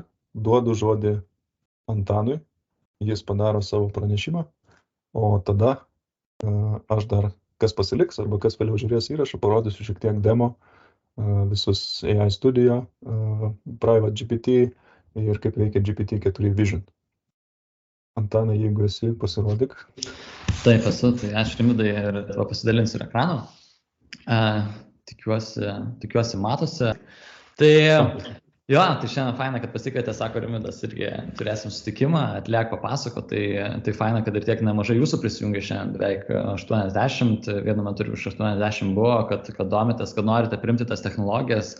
Tai tikrai yra visiems įdomi tema, visi apie ją kalbam šiai dienai labai plačiai, visus domina, tai aš irgi trumpai pabandysiu šitą papasakot, ką galbūt jūs galės pasimti į praktiką, implementuoti į įmonės, nes vėl, jeigu domitės Azure galimybėmis, tikriausiai jau kažkokias integracijas turite, jeigu neturite, matyt planuojate, bet vienas esminių dalykų yra, kaip man dabar integruoti komandoje, kad komandos nariai pradėtų naudoti, nes irgi yra daugybė klausimų, čia mes turim galybę grėsmių aplink mus, kurie žmonės kalba, sako, čia pavojinga dėl to, bet tikrai žinom, kad negalim kaip stručiai kišti galvų į smėlį ir tada tikėtis, kad čia kažkas įvyks, o mūsų nepalies. Ne, matom, kad liečia visus, bet tada kyla kitas iššūkis. Ir kyla daugybė organizacijų iššūkis, kad jie tiesiog darbuotojai nežino, kaip pradėti naudoti, kam duoti naudotis, kai kurie vėl daug kas naudoja tą ChatGPT, bet kaip naudoti teisingai, šitų žinių tiesiog trūksta, neturi ir kyla iššūkis, o kaip padėti tai komandai išnaudoti, nes visi garsiai kalbam, kad čia jais ateitis, o man praktiškai čia ir dabar yra iššūkių, kaip išnaudoti. Tai šitą būtent problemą suprantant mes ir pasileidome agentūrą YAI ir per paskutinius 3 mėnesius daugiau negu 70 mokymų teko pravesti skirtingoms įmonėms nuo mažesnių komandų iki labai didelių komandų.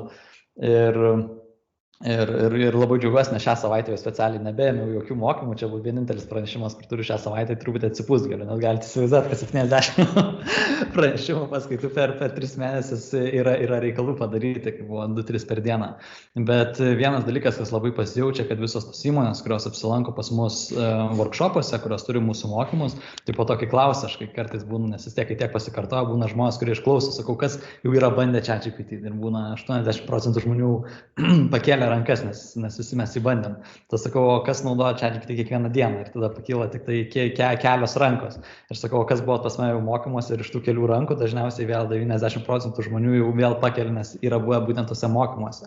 Nes ką keičia mokymą, jie keičia supratimą apie tą dirbtinį intelektą ir jo naudojimą. Nes čia vienas pagrindinių iššūkių, tai labai smagu, kad Rimvydas irgi pasidalino tam tikromis technikomis, nes nuo jų ir prasideda tas teisingas užklausų formavimas, vienas dalykas, antras dalykas, ką mes galime formuoti. Tai trumpai, tai kas man atrodo mums visiems buvo tapo akivaizdu šiais metais, kad ta viena tema, kuris skamba plačiai, skamba visur ir kelia tiek galimybės, bet tiek ir labai didelį FOMO, kad mes kažką praleidžiam, kažkur vėluojam, yra tas dirbtinio intelekto įrankio amžius, nes tiesiog yra tokia milžiniška galybė ir viskas prasidėjo nuo ChatGPT ir jie vis dar yra stipriausi, mes turim naujienose, mano mama man vis atsiunčia irgi Messengerį tenai dabar laiškus, sako, tenai kokį ten, ar čia ateina naujas ChatGPT žudikas ir ten Gemini, Google naujas ir kur mes jau tokių per paskutinį pusmetį labai daug matėme headline'ų, bet matome, kad niekas nenužudo ChatGPT, kad tai yra tikrai labai galingas modelis, galintis atlikti labai daug užduočių. Ir aišku, ateina naujesni modeliai, kurie irgi turi savo pliusų, savo minusų, bet vienaip ar kitaip šitas populiariausias, kurį mes imame ir naudojam kiekvieną dieną, tie, kurie žinome, kaip išnaudoti. Ir daug ką pastebėjau organizacijose, kad daug kas perkasi tą GPT-4. Ir kodėl jie perkasi, nes nemoka naudotis GPT 3.5, gauna prastus atsakymus ir galvoja, jeigu 4 nusipirkčiau, juos išgelbės. Kai tiesa yra ta, ką Rimvydas pabaigoje rodė, kad reikia žinoti metodologijas, reikia suprasti, kokioms užduotims ir kaip aš galiu išnaudoti. Ir aišku, galime ir patys, svarbiausias dalykas yra pats naudojimas, bet aišku, mums kartais tas kaip iššūkis tampa ir šitoje vietoje tam tikros žinios, kurias atėję šiandien ir gaunate, jūs per tą, ką Rimvydas pristatinėjo, ir ateina kaip vertybė. Nes pats dirbtinis intelektas į globalią ekonomiką atsineš po 4 trilijonus beveik dolerių kiekvienais metais, skaičių daugiau ir pats Rimvydas sakė apie skaičių saugimo ir panašiai, tai yra milžiniški skaičiai, bet Ir mes visi labai norim automatizuoti dalykus, mes sakom, automatizuokim procesus, automatizuokim tą, kai didžioji dalis vertės, ką mums irgi, ką skirtingi tyrimai rodo, yra būtent per žmogaus optimizavimą, kad taip sakant, per darbuotojų galimybių įgalinimą ir jų būtent produktyvumo išauginimą tikslingai parodantiems, kurie gali atlikti tas įvairias užduotis. Tai tų tyrimų iš tikrųjų galima visokiausių rasti, bet vienas paskutinių, kurį skaičiau, buvo kad vienoje konsultingo įmonėje davė 700 darbuotojų GPT-4, o kitiems nedavė GPT-4, kokią jie pamatė ir apmokė, kaip naudotis tuo GPT-4. Ir tie, kurie buvo apmokyti ir turėjo tą prieigą, kokius jie rezultatus gavo, tai jie užduotis atliko 17% greičiau. Tai čia vienas yra dalykas. Antras dalykas, kas buvo labai įdomu, kad kokybė tų užduočių buvo 40% net geresnė. Tai čia yra labai iš tikrųjų reikšmingas dalykas, kurį mes dažnai pamirštame per automatizaciją, kad reikia orientuotis į būtent optimizavimą pačių žmonių galimybių, nes ten yra tai didžiausia vertė. O vertės, per kurias ateina, tai aišku, keis kiekvieną industriją. Ten tenka šnekėti dabar būna nuo logistikos įmonių iki nekilnojamo turto, iki technologijos startuolių ir visada tiem pavyzdžių randam per jų perspektyvą ir parodom, kaip jie gali išnaudoti. Čia praeitą savaitę vienus irgi mokymus vedėme. Labai įdomu stebėti, buvo įmonė, kuri su finansais dirba. Ir tenai irgi rodėme, kaip su failais galima dirbti ir apdoroti failus įvairius ir tam, kad jie atliktų užduotis. Ir ten būtent buvo kelias darėm su personalo atranka, pavyzdžiui, užduotis. Ir tada matėm, kad kai kurie darbuotojai tokie sėdi ir jie mato, kaip mes jų darbą, kurie jie atlikinėtų kelias dienas, kur yra jų darbas, kad per 2 minutės atliekam ir daug geresnė kokybė ir jie tiesiog išsižioja ir sako, va. Tai išsigandimas yra natūralus, bet iš tikrųjų tai yra pagalbininkas, nes be žmogaus tas dirbtinis intelektas nieko neatliks ir mes galim, aš kaip nebūdamas tam tikros specialistas, galiu atlikti įvairias užduotis labai vidutiniškai, bet reikia būtent eksperto specialisto, kad jas galima būtų labai gerai atlikti. Ir tie, kurie galvoja, kad jie jau vėluoja, tai yra čia tik tai pati pradžia, kur mes esame. Čia yra tokie baby stepsai, nes visi apie tai kalba garsiai, LinkedIn'e. Aš buvau pas tas įmonės, sakau, galiu vieną dalyką atsikartojant pasakyti, kad visos vienodai apie tai garsiai šneka ir visos dar nemoka dažniausiai išnaudoti. Tai dabar pats tas yra, šitas grafikas gerai iliustruoja, tai kad visi eksperimentuoja su to dirbtiniu intelektu, bet tų tikrai pritaikytų dirbtiniu intelektu yra labai nedidelis dar procentas. Ir dažnai kodėl yra tas nedidelis procentas pritaikymo, tai čia yra irgi tyrimas buvo atliktas Asanos ir ką jie sakė, kad irgi 36% darbuotojų naudoja kartą per savaitę tą dirbtinį intelektą, bet tik 4% naudoja kelis kartus per dieną. Tai iš tikrųjų labai nedidelis tas procentas žmonių ir kodėl darbuotojai nenaudoja dirbtinio intelektų, nes jo bijo dažnai, o kodėl bijo, nes nesupranta ir tuomet atrodo, kad jį pakeis, kaip ir sakiau prieš tai pavyzdyje. Bet kartais užtenka parodyti šitą vizualą darbuotojams ir nuraminsit juos. Tai čia buvo paprašyta irgi dirbtinio intelekto, sako, parašyk, sukurk man paveikslėlį lašiša upėje. Tai sukūrė va tokį paveikslėlį, tai galima čia, aišku, juokaujant, nuraminti juos per šitą perspektyvą, kad nepakeis to darbuotojo kol kas, bet jį gali papildyti. Tai ten ir turi būti ta vertė rodoma per pavyzdį darbuotojams, kad ne darbuotojo pakeitimas yra pagrindinė dirbtinio intelekto vertė, bet jo optimizavimas taupant laiką ir keliant kokybės standartą. Ir šitoje vietoje irgi, kodėl patys tie darbuotojai ir bijo naudoti dirbtinį intelektą, nes jie kaip panaudoja pamato, kad gali atlikti užduotis greičiau, geriau, bet tada jie galvoja, kad juos laikys tinginiais. Nes jeigu prieš tai atlikdavo darbą per 3 dienas, dabar atlieka per pusdienį, tai čia neproduktyvumas iškilo, bet tiesiog tinginys darbuotojas, jeigu nedirba. Tai reikia mums labai viduje nustatinėti tą politiką, rodyti per pavyzdžius, kad aš pats naudoju, aš skatinu naudoti ir kaip tik palaikau tą naudojimą, nes taip kaip mano įmonė atneša tą naudą. Tai aišku, šiemet, kitais metais mes turėsime dar daug chaoso dėl supratimo, bet vienas pagrindinių dalykų per ateinančius 2-3 metus bus būtent darbuotojų edukacija, nes privalom bus jiems turėti naujus įgūdžius, kad jie galėtų pristaikyti rinkoje, privaloma bus suprasti didelius kalbos modelius, jų veikimo principus, nes kitu atveju tiesiog bus labai didelis atsilikimas. Mes galėsim turėti geriausius modelius, bet jei nežinosime, kaip formuluoti jiems užklausų, būsime didelėje bėdoje. Ir ypač, kai ateina tokios naujas galimybės ir technologijos kaip GPTs, nežinau, kas su jais esate susipažinę, tai šiandien buvo paminėjęs, man atrodo, Remidas porą kartų. Tai GPTs yra toks vėlgi nauja didžiulė galimybė, kur galima vėlgi, kur mums anksčiau sukurti įvairiausias aplikacijas savo dirbtinio intelekto būtų reikėję, sakykime, mėnesių, metų, tada atsiradus dirbtinio intelekto API visokioms prieigoms, mums dabar mes per savaičių bėgę tą galim padaryti, o su GPTs mes galime tekstu vos padarė, tai gal Rimvydas parodys, galima padaryti tą per kelias minutės, tai mes tiesiog instrukciją duodame tekstu, kokią norime problemą spręsti ir mes sukuriam tą aplikaciją, kurią galime naudoti tiek viešai, tiek komandoje, tiek individualiai ir tas atneša labai didelį efektyvumą. Tai šitoje vietoje būtent mes galime pridėti savo tą fine tuninimą pasidaryti, apie kurį kalbėjo Rimvydas, bet mažoje aplinkoje, individualioje, tai aišku, kaip organizacijų naudojama, mums reikia platesnio to panaudojimo, sudėtingesnio, bet komandų, individų lygmenyje mes galim savo failus pridėti, kad iš jų mokytųsi dirbtinis intelektas ir atliktų visas funkcijas, kurios yra naudojamos įmonėje. Tai yra be galo galingas įrankis, va mes žaisdami vienose mokymuose irgi ką padarėm, customer supportą tokį, ten buvo oro linijų bendrovė ir sakau, kokią kūrėm, kokią problemą turit pademonstruoti galimybėms, sako, turim darbuotojų aptarnavimo problemą, atrašinėjimo klientams. Aš jiems sukūriau GPT per kelias minutės, kuris atsakinėja tas užklausas žmonių, bet kuris yra truputį dar daviau charakterį, personą, tai yra, sakau, būk biški insulting. Ir ten irgi pratestavom užklausą, sako, kaip vartotojas parašėm, ten mano skrydis vėluoja ir tas tada botas atsakė, GPT sako, oi, pirmas žmogus, kuriam čia skrydis vėluoja.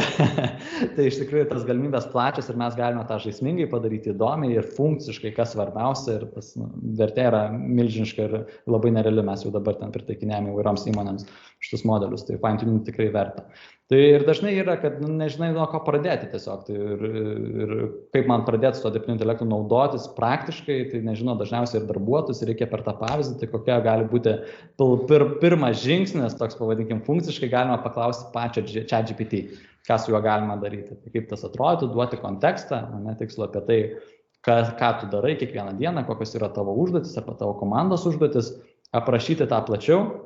Ir tada sakyti, žiūrėk, ChatGPT, su kuo tu man galėtum, įsivaizduok, kad tu esi geriausias, duodam rolę jam.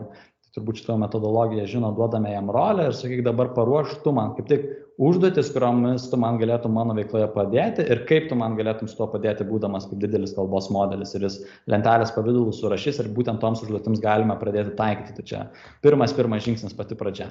Ir tada, aišku, ateina tos kitos metodologijos, tai kelias iš jų Rimvydas irgi parodė, tai aš irgi norėčiau tenai keliom pasidalinti visai įdomiam, tai viena yra let's think step by step, tai ką sakė irgi kalbėjome apie dalis, tai lygiai taip pat ir yra viena geriausiai veikiančių metodologijų, duoti instrukcijas ir vietoj to, kad mes aiškintume per future prompting arba pavyzdžius dirbtiniam intelektui, kokiu mes rezultatų tikimės, mes jam galime pasakyti, mąstyk žingsnis po žingsnio. Kas tokiu atveju atsitiks? Du dalykai. Tai vienas dalykas, kas atsitiks, kad tas dirbtinis intelektas, jisai duos mums netiesiog išspjaus atsakymą, bet jis turės, kaip ir minėjo Rimvydas, daugiau laiko pagalvoti. Jis tada mąstys žingsnis po žingsnio ir mes mąstysime jo minčių eigą ir jeigu kažkuriuose vietose mums nepatiks atsakymas, mes jam galėsime duoti kitą perspektyvą į tą pačią problemą ir sakyti, žiūrėk, man šitoj daly nepatiko, kaip tu pasakėjai, pažiūrime iš kitos perspektyvos, nes jis prisimena chatų istoriją ir supras, apie ką mes kalbam, dėl to mes galim tokiu būdu išauginti teisingų atsakymų tikimybę. Kitas yra dalykas mums patiems individualiai tobulėjimui, tas padinės vietoj tiesiog išpjauto atsakymą, mes gausime visą procesą, kurį galėsime tuomet vertinti ir tobulinti ir patys iš to mokytis. Tai vėlgi viena pagrindinių naudų dirbtinio intelekto bus mūsų pačių kompetencijos auginimas. Ir šitoje vietoje yra įdomus dalykai, kodėl svarbus vėlgi prompt engineering. Tai ten yra daugybė tų technikų, pirma iš jų mes, kad turim galvoti per rezultatą, tada ateina būtent techniškai kaip rolės metodologija, kaip va šitą let's think step by step. Ir atsiranda įvairiausių įdomių, jos nuolat atsinaujina, dėl to ir svarbu laikyti pulsą, kas leidžia geresnius rezultatus turėti. Tai čia irgi vienas buvo įdomus pavyzdys atliktas, kad jeigu mes, ir čia tokių įdomesnių norėjau jums parodyti, nes turbūt daug konferencijų būna, tai kad išgirstumėt. Tai pavyzdžiui, jeigu mes pasakysime ChatGPT, kad sakysime, giliai įkvėpk ir mąstyk žingsnis po žingsnio, mes gausime dar geresnius rezultatus keliais procentiniais punktais ir atrodo, kodėl taip yra, bet vėl yra nemažai panašumų tarp didelių kalbos modelių ir žmogaus mąstymas, vėlgi iš mūsų duomenų jis buvo ištreniruotas ir mes dabar iš jo mokomės, tai galite pabandyti šitą, sakyti, giliai įkvėpti ir mąstyk žingsnis po žingsnio. Ir būna juokinga, kaip per praktiką, per mokymus mes irgi padarome šitą, kad gauna, pavyzdžiui, analizuoja įmonę, investicinė įmonė buvo, analizuoja savo dokumentus ar apie save įmonę konkurentų analizę daro ir paprašė atsakymo, gavo neteisingą atsakymą, bet jau žinojo šitą promptą ir sako pradžioje nesąmonę, sakau, tvarkoju, pabandykit apžaisti. Nu ir jie pabandė šitą, sako, giliai įkvėp ir mąstyk žingsnis po žingsnio ir dabar man konkurentus surašyk ir tada labai straight to the point buvo ir sako, okei, geras, įdomu, šitą veikia dalykai.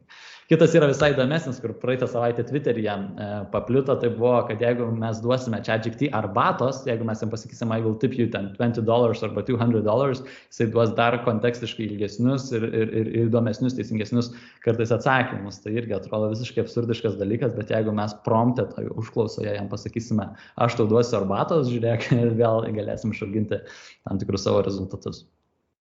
Ir irgi labai geras yra vienas promptas tam, kad jūs galėtumėt pasimti, tai pridėti gale tiesiog užklausų, tai vėl ar savo kolegoms pasakyti, pridėkit gale, užduok man bent 5, bent 10, bent 20 klausimų, kurie tau padėtų atlikti šitą užduotį geriau. Pavyzdžiui, jeigu mes jam duodame užduotį kažkokią, paruošti dirbtinio intelekto strategijos pritaikymą įmonėje, tai sakom, užduok bent 20, bent 10 klausimų apie mane, mano įmonę ir mano tikslus, arba ten tiesiog užduok man 20 klausimų ir juos atsakius, jūs gausite geresnius atsakymus, nes tiesiog jis labai praktiškai pasižiūrės juos ir sakys, aha, tu nebe pats duodi jau kontekstą, bet jisai pats pasiprašo, kokios reikia informacijos ir tas vėlgi atsakymas bus personalizuotas ir tokiu būdu mes išauginsim statistinę teisingo atsakymo tikimybę, nes mes neturime tikėtis niekad idealių atsakymų iš ChatGPT, mes esame atsakingi už rezultatą ir mes turime jį idealų atnešti, bet tam pagerinimui ir kad mes galėtume jį priartinti prie to rezultato, būtent tokios metodikos ir ateina kaip labai didelė vertė. Tai čia kaip pavyzdys gali būti Junior Achievement vedžiau mokymus ir mokytojams jų vedžiau mokymus ir ten irgi darėme praktikas, buvo tikslas, kad mokiniai gebėtų atrasti geresnės verslo idėjas, kažkokias negu ten muiliukus ir žvakutės gaminti.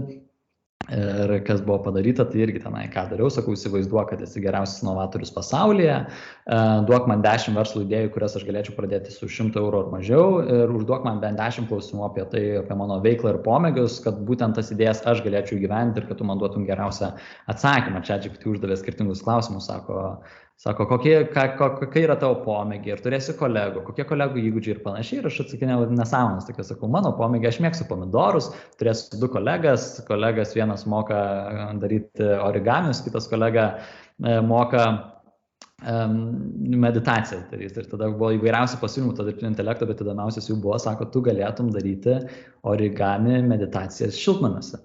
Ir tai atrodo, iš tikrųjų, tai įdomiau negu muiliukas, įdomiau negu žvakutė ir būtent sukūrė atsižvelgiant į tą informaciją, kurią aš padaviau. Tai labai šitas keičia visą naudojimą, kai mes ChatGPT atiduodame iniciatyvą, kad jisai mums uždavinėtų klausimus, nes po to, kai jis suformuluoja jau klausimus žingsnis po žingsnio, mes jam galim sakyti, o dabar tu pats juos ir atsakyk. Ir tada tai vėl nebus tobuli, mes turėsim tobulinti, bet tokiu būdu yra čia procesas mokymosi, kaip šitą technologiją išnaudoti, kad jinai taptų mus papildanti, o ne gazinanti ir kad sakytume, ne, čia nesąmonės jisai parašo. Nes GPT-4 pats iš savęs dalykų neišspręs, tai turi būti pastovi edukacija ir išsilavinimas šitoje vietoje, kad mes gautume geresnius rezultatus. Tai OpenAI pats paskelbė savo prompt engineerinimo patarimus tam tikrus, tai ten 6 būdai, kaip geriau naudoti to ChatGPT, tai yra tokia bazė, pavadinkim, bet kuri jau galės leisti jums geriau išnaudoti dirbtinę, vėlgi, jų įvairiausius įrankius, ar jūs jau per vieną ar per kitą technologiją naudojate, bet verta tą labai turėti ir turėti tos pagrindus ir techniką, tiek pasidalinti su kolegomis. Tai čia yra nuoroda, jeigu ką galite nusikopijuoti, pasižiūrėti.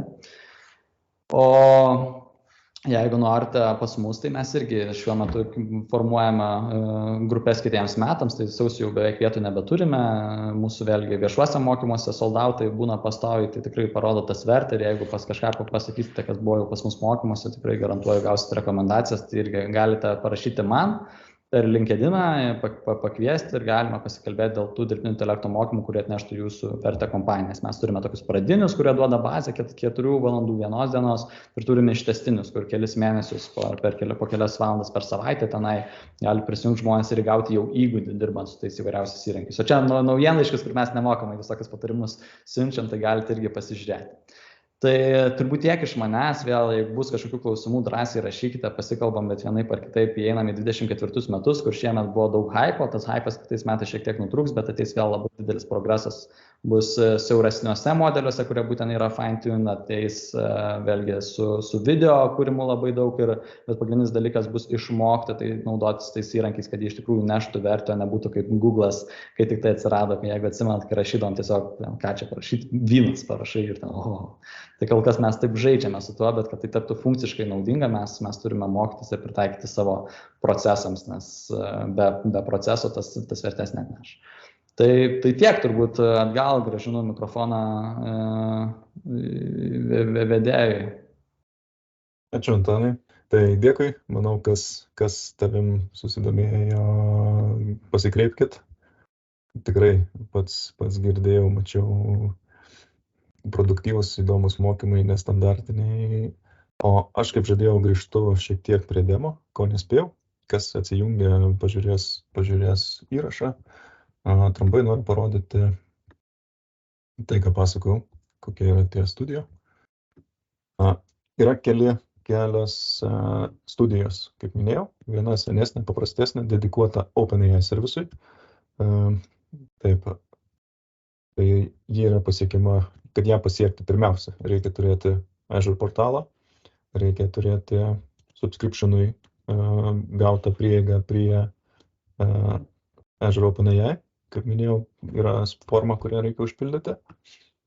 Ir čia susikūrė kaip resursą, davė teisės kolegoms, kuriems reikia, mes galime eiti į Azure OpenAI studiją, kuri atrodo taip. Ir ką mes čia turim? Mes turim visus prieinamus modelius, apie kuriuos šiek tiek pasakau, dabar jau įsivaizduojat, kas čia yra, kas nežinojat. Ir pasirinkę tam tikrą, galime pasidaryti deploymentą, duoti vardą, pasirinkti versiją, senesnę, naujesnę, ar tai Vision, aš jau Vision esu paleidęs, tai nebeduoda, uždėti, kaip sakiau, tam tikrą limitą, jeigu nenorim, kad per daug jis būtų tam naudojamas ir per daug mums kainuotų. Toliau, matome kvotas, kokias turim, tai, kaip sakiau, pagal skirtingus modelius, yra skirtingos kvotos, vėlgi galima paspausti, pasiprašyti kvotos requestą. Jeigu turite tikrai veikiantį sprendimą, tikrai įdomų sprendimą, kur žinot, kad reikia jau pasiekėt ribas, išbalansavot per regionus, su balanseriais užklausas vis tiek trūksta resursų, kreipkitės į šitą formą, kreipkitės į mus, turim kontaktų, kur tas susidomėjimas, resursų trūkumas tikrai yra šiuo metu, bet esant dideliam projektui, dideliam kiekiui išimtis ir kvotų padidinimą galima gauti. Ne visose regionuose, bet galima gauti ir kai kuriems klientams gavome. Padidino nuo 300 iki 1500 usage limitą. Content filtrai, kaip minėjau, galima susikurti savo filtrus, kur pagal kategorijas tiek užklausoms, tiek atsakymams nurodom, ką galima leisti. Galim sudėti papildomus filtrus, kad nebandytų apeiti mūsų modelį nurodytų taisyklių, kad nenaudotų kažkokio saugomo turinio, kad paimtų mūsų surašytus custom filtrus ir panašiai. Ir po to jau matom pačius deploymentus, kaip jie veikia, kokius turim limitus. Nuėję į Azure portalą mes galime matyti metrikas, statistiką, kaip jis naudojamas, kiek ten ko susigeneravo. Ten pat galima sekti cost managementą, cost analizės ir kiek mums jis kainuoja, kiek tokenų, kokios regionuose, kaip kas vyksta. Ir po to yra toks kaip playgroundas vadinamas, sandboxas, kur mes galime savo sukurtus modelius ištestuoti. Nesukurtos, o padeployintus, nes jie yra sukurti, netraininti kol kas. Tai mes jam galim paimti, duoti tam tikrą žinutę, kas tu esi, galim parašyti savo žinutę arba naudoti standartinę ir tikrinti, ar jis veikia.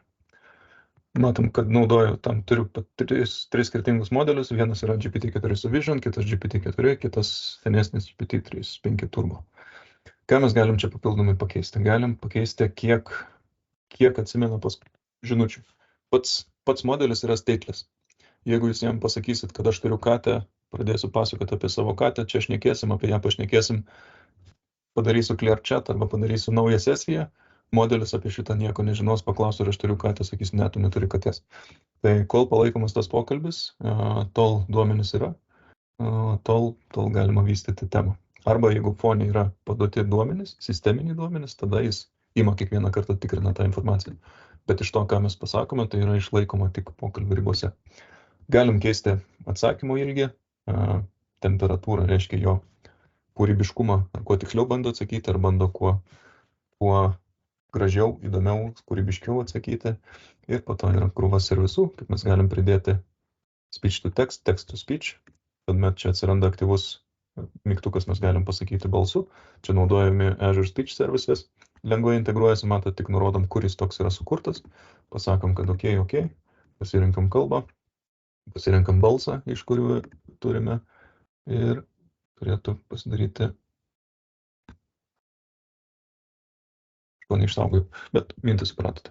Po to galima pasižiūrėti, jau išsibandžius, kad veikia, tokie mano nustatymai yra tinkami. Programuotojas gali pasimti kodo pavyzdį pagal pasirinktą kalbą ir bandyti jau šitą integruoti į savo aplikaciją. Ką mes dar galim padaryti? Tokį setupą išsisaugoti kažkokį ir jį po to čia įsikelti, duoti kolegai. Galim iškart vėlgi privalumas, integracija su Azure servisais, su jūsų tuo pačiu accountu, sukuriat modelį, čia parašot, kaip jis turi elgtis, duodat jam instrukcijas. Galite iškart sukurti web aplikaciją, tik nurodot kur, kokioje piniginiai, kokie resursų grupiai, kokiam regione, kokio dydžio. Ir per 10 minučių turit tokį mini portalą, mini private chat GPT, kur galit tą modelį testuoti, pridėti Microsoft Entra ID Azure Active Directory autorizaciją ir duoti savo darbuotojams naudotis. Čia toks elementarus pavyzdys. Completion skiltis yra atskira, kaip sakiau, su pavyzdžiais, kur yra ne chato principo, o kažkokio generavimo. Tai vėlgi čia pasakau turinį, pasirinku modelį. Tinkamą modelį šiuo metu šitam veiksmui neturiu, bet jo, reiktų atskirai susikurti modelį. Ir daly, vėlgi,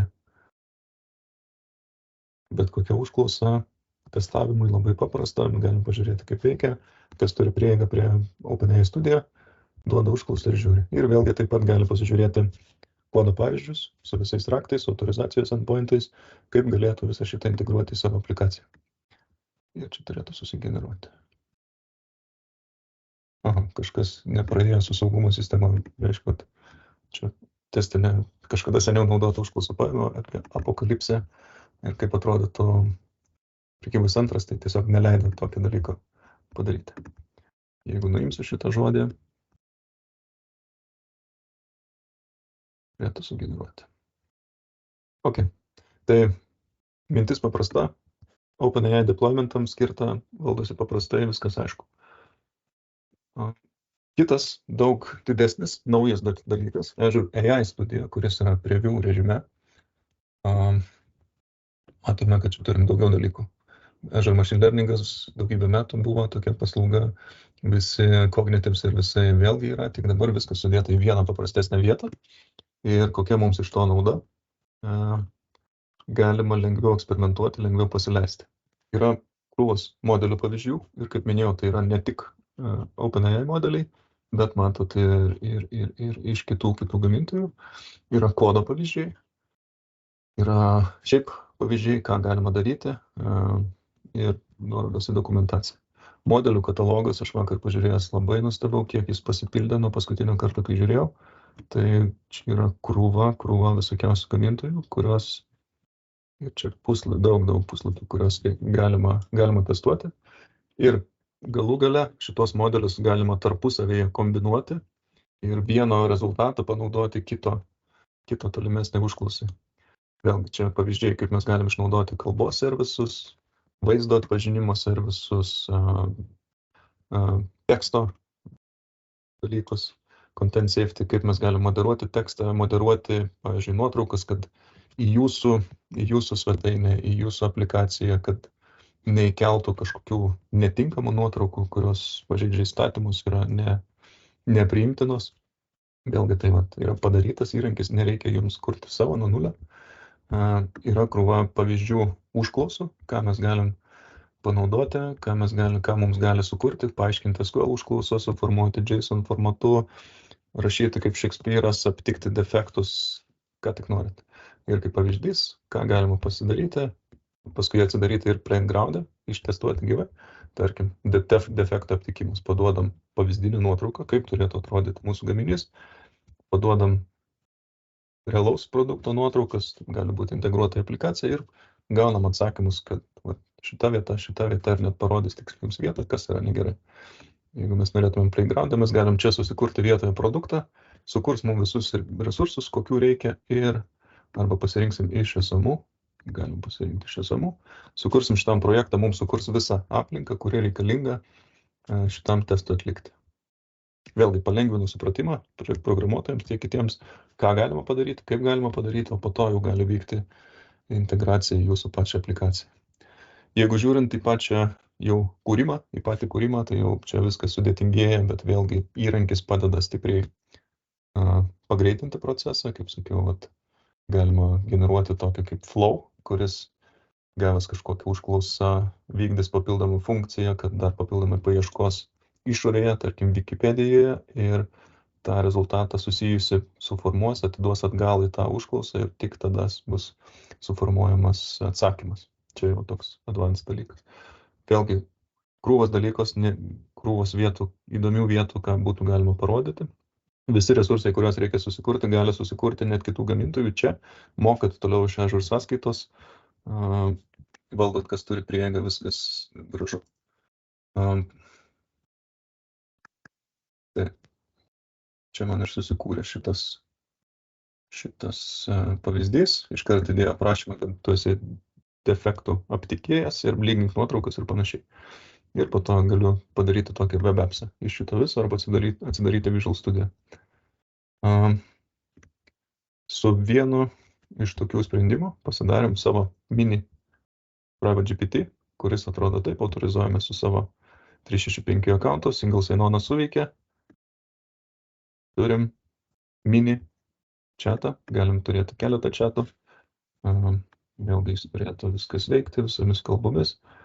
Ir kas geriausia, mes galim įkelti failą. Kaip rodžiau, pasirinkę failą, jį suindeksuojame, jis nueina į Azure Cognitive Search'ą, po priklausomai nuo dydžio dokumento, mes jau galim klausti apie jį ir analizuoti tik tą dokumentą. Po to galim pridėti antrą dokumentą ir taip toliau. Tai gana nebrangiai veikiantis resursas, priklausomai nuo naudojimo, yra fonės ir visai web appsai ir searchas, kurie veikia ir kainuoja pastoviai, o visa kita, kiek jūsų vartotojai čia klausinė. Protingai naudojant, kaina tikrai nėra didelė.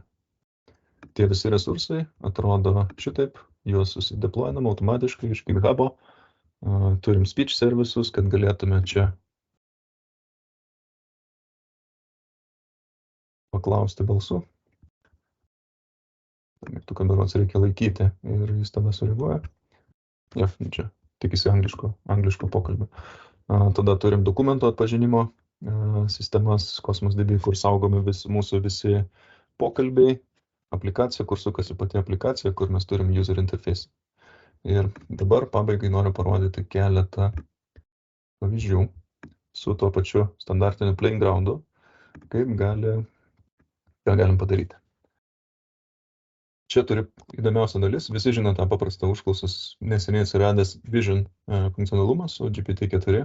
Noriu parodyti, ką mes galim padaryti, dar prijungę AI servisus, pasileidę papildomai AI servisą, ko mes galim pabandyti paklausti. Atsiranda mygtukas, kad mes galime paimti nuotrauką, pavyzdžiui, šitą, tiesiog random nuotrauką iš interneto paėmiau ir aš galiu pasakyti, tuoj nukopijuosiu užklausą, sakau, prašau, išanalizuok šitą nuotrauką ir tuomet sugeneruok dalį užklausą, kad aš galėčiau sukurti panašią į šitą nuotrauką. Reiškia, aš randu kažką, kas man patinka, bet nenoriu paimti tos pačios nuotraukos, jos nukopijuoti, bet mintis man patinka. Aš galiu paduoti Vision servisui, pasakyti, sukūrė, matom, sužymėjo net čia, ką jis aptiko, čia Object Detection'as suveikė. Ir, pavyzdžiui, mes paėmėm šitą visą užklausą į kitą langą, to pačio daly playgroundą, čia matom, sugeneravo prieš tai užklausą. Šitą visą užklausą aš pabandau paduoti ir pažiūrim, ar bus panaši, nors kiek nuotrauka. Čia buvo rankoje puodelis su karštu šokoladu ir kremu ir zefyrais, kaip paprašė AI. Pažiūrim, ar mintis išlaikyta, nuotrauka originali, niekur antros tokios turbūt nėra. Jeigu dar kartą užklaustumėm, turbūt dar kitokią sugeneruotų, bet mintį turbūt supratot, toks vienas paprastas pavyzdys. Galim daryti ir geriau. Valam šitą chatą, duodam instrukciją pačiam modeliui. Sakom, tu esi ne tiesiog AI asistentas, kuris padeda, bet tu generuoji tagus pagal nuotraukas, analizuoji ir pasakai tiksliai, kas ten yra toje nuotraukoje. Tada paėmam kokią nors nuotrauką. su daugybė objektų ir pasakom, prašau, surašykite tagus. Kur čia gali būti naudinga, pavyzdžiui, e-komercija, e-shopui kelia nuotraukas ir nereikia rankom atlikti automatinio taginimo. Taginimas padeda paieškos varikliams. Geriau jūs surasti, jūsų prekį surasti kažkur paieškos rezultatus. Ok, rado 20 dalykų. Keista, kad nesutagino, nes įprastai būna dar sužymi konkrečias vietas, kur kas yra. Nu, bet vėlgi, įkėlę nuotrauką, galim šitos pasikopijuoti į savo e-shopą ir turėti rezultatą. Galima padaryti dar geriau. Jeigu mes turime prifotografavę savo produkto nuotraukų ir sakom, kad prašau sukurti ne tik tagus išanalizavęs nuotraukas, bet ir sukurk man produkto aprašymą, marketingas skirtas jaunimui ir kad man greičiau būtų prekių įkelimas į e-shopą. Ir duodu įkeliu nuotrauką, vėlgi randam iš interneto, iš kažkurio vietinio čia e-shopo, sakau provide tags ir patrauklų produkto aprašymą. Pažiūrėjom, kas gausis. Šitoje sisteminėje žinutėje mes galim nurodyti, kaip tiksliai atsakinėti, kokiu formatu atsakinėti. Ir jeigu mes tokį išsaugom ir padeployinam kaip aplikaciją, jis visada taip ir elgsis pagal šitą instrukciją ir galim uždrausti, kad vartotojai to niekada nepakeistų.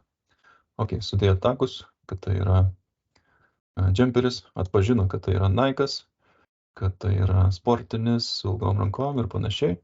Ir matom, kad surašė aprašymą, kurį galima sudėti tiesiai į e-shopą ir atrodo gana patraukliai.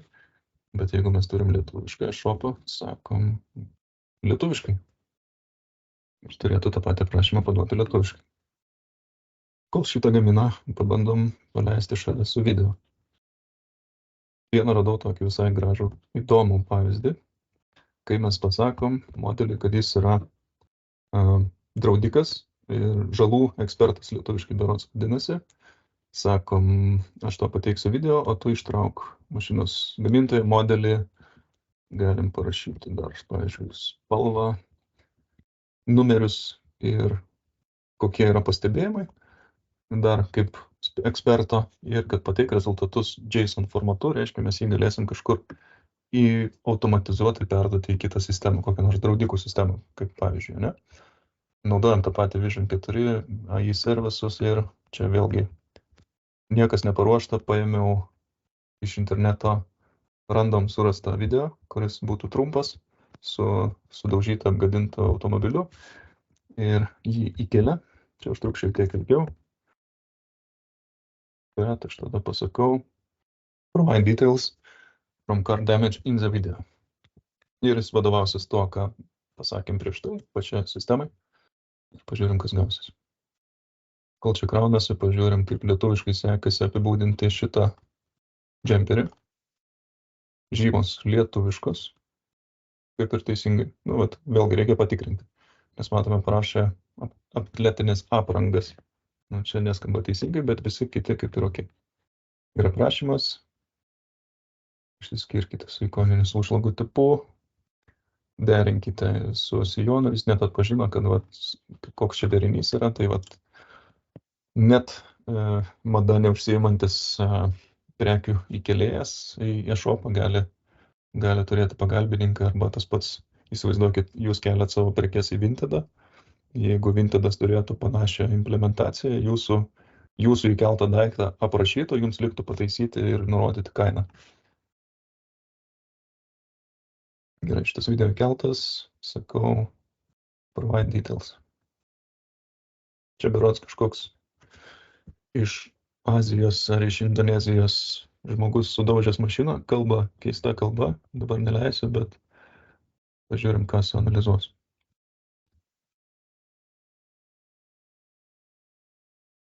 Okay. Taip, iš šio video sistema mato. Make modelis Baleno, mašinos numeris, pažiūrim, ar teisingai atpažino mašinos numerį. 13 5368. Kur turėtų matytis numeris? 5, 3. Jo, numerį nuskaitė teisingai iš video, nors jis tik prasisuko. Tuomet, kas sudaužyta? Kur sudaužyta? Airbagai nesimato, ar sudaužyti. Ir aprašymas, kas kaip. Sakyčiau, gana tiksliai atsakė. Galim pabandyti panašiai. Yra dar vieną video. Bet kaip matot, panaudojama galimybė su vaizdu stipriai prasiplečia, nes galima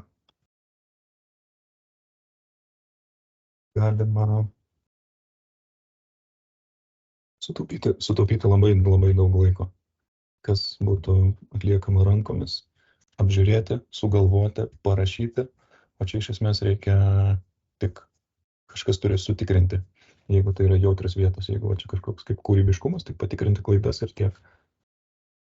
Tai pabandom su kitu video.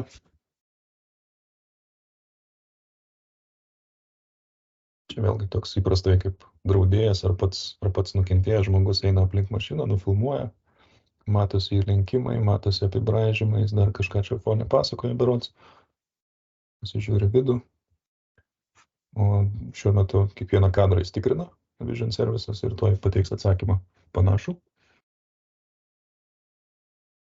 Tai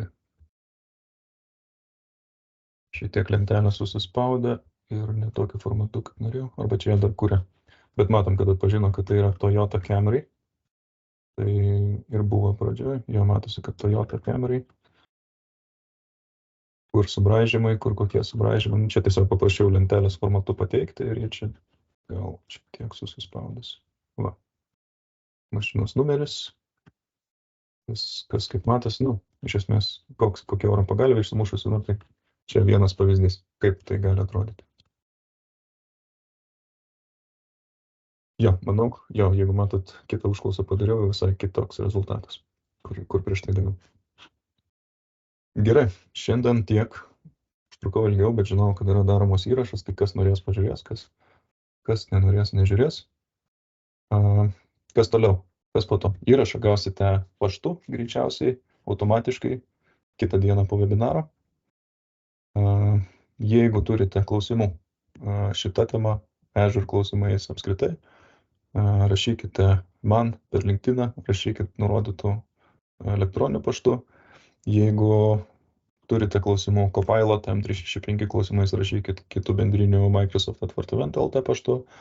Ir tikiuosi, kad sužinojot kažką naujo, kils minčių, kai norėsit išsibandyti, kreipkitės, padėsim gauti tą pačią greitesnę prieigą, paaiškinsim iš patirties, ką jau žinom, kaip galim padėti, duosim pavyzdžių ir po to iš tikrųjų turim ne vieną jau pavyzdį klientų, kurie įsivažiavo ir patys, ypač tie, kurie turi developerių, susikūrė jau realiai naudojamų produkšinę dalykų. Tikrai nespėjau viską papasakoti, galbūt po švenčių metų pradžioje galbūt rasim laiko ir turinio papasakoti detaliau.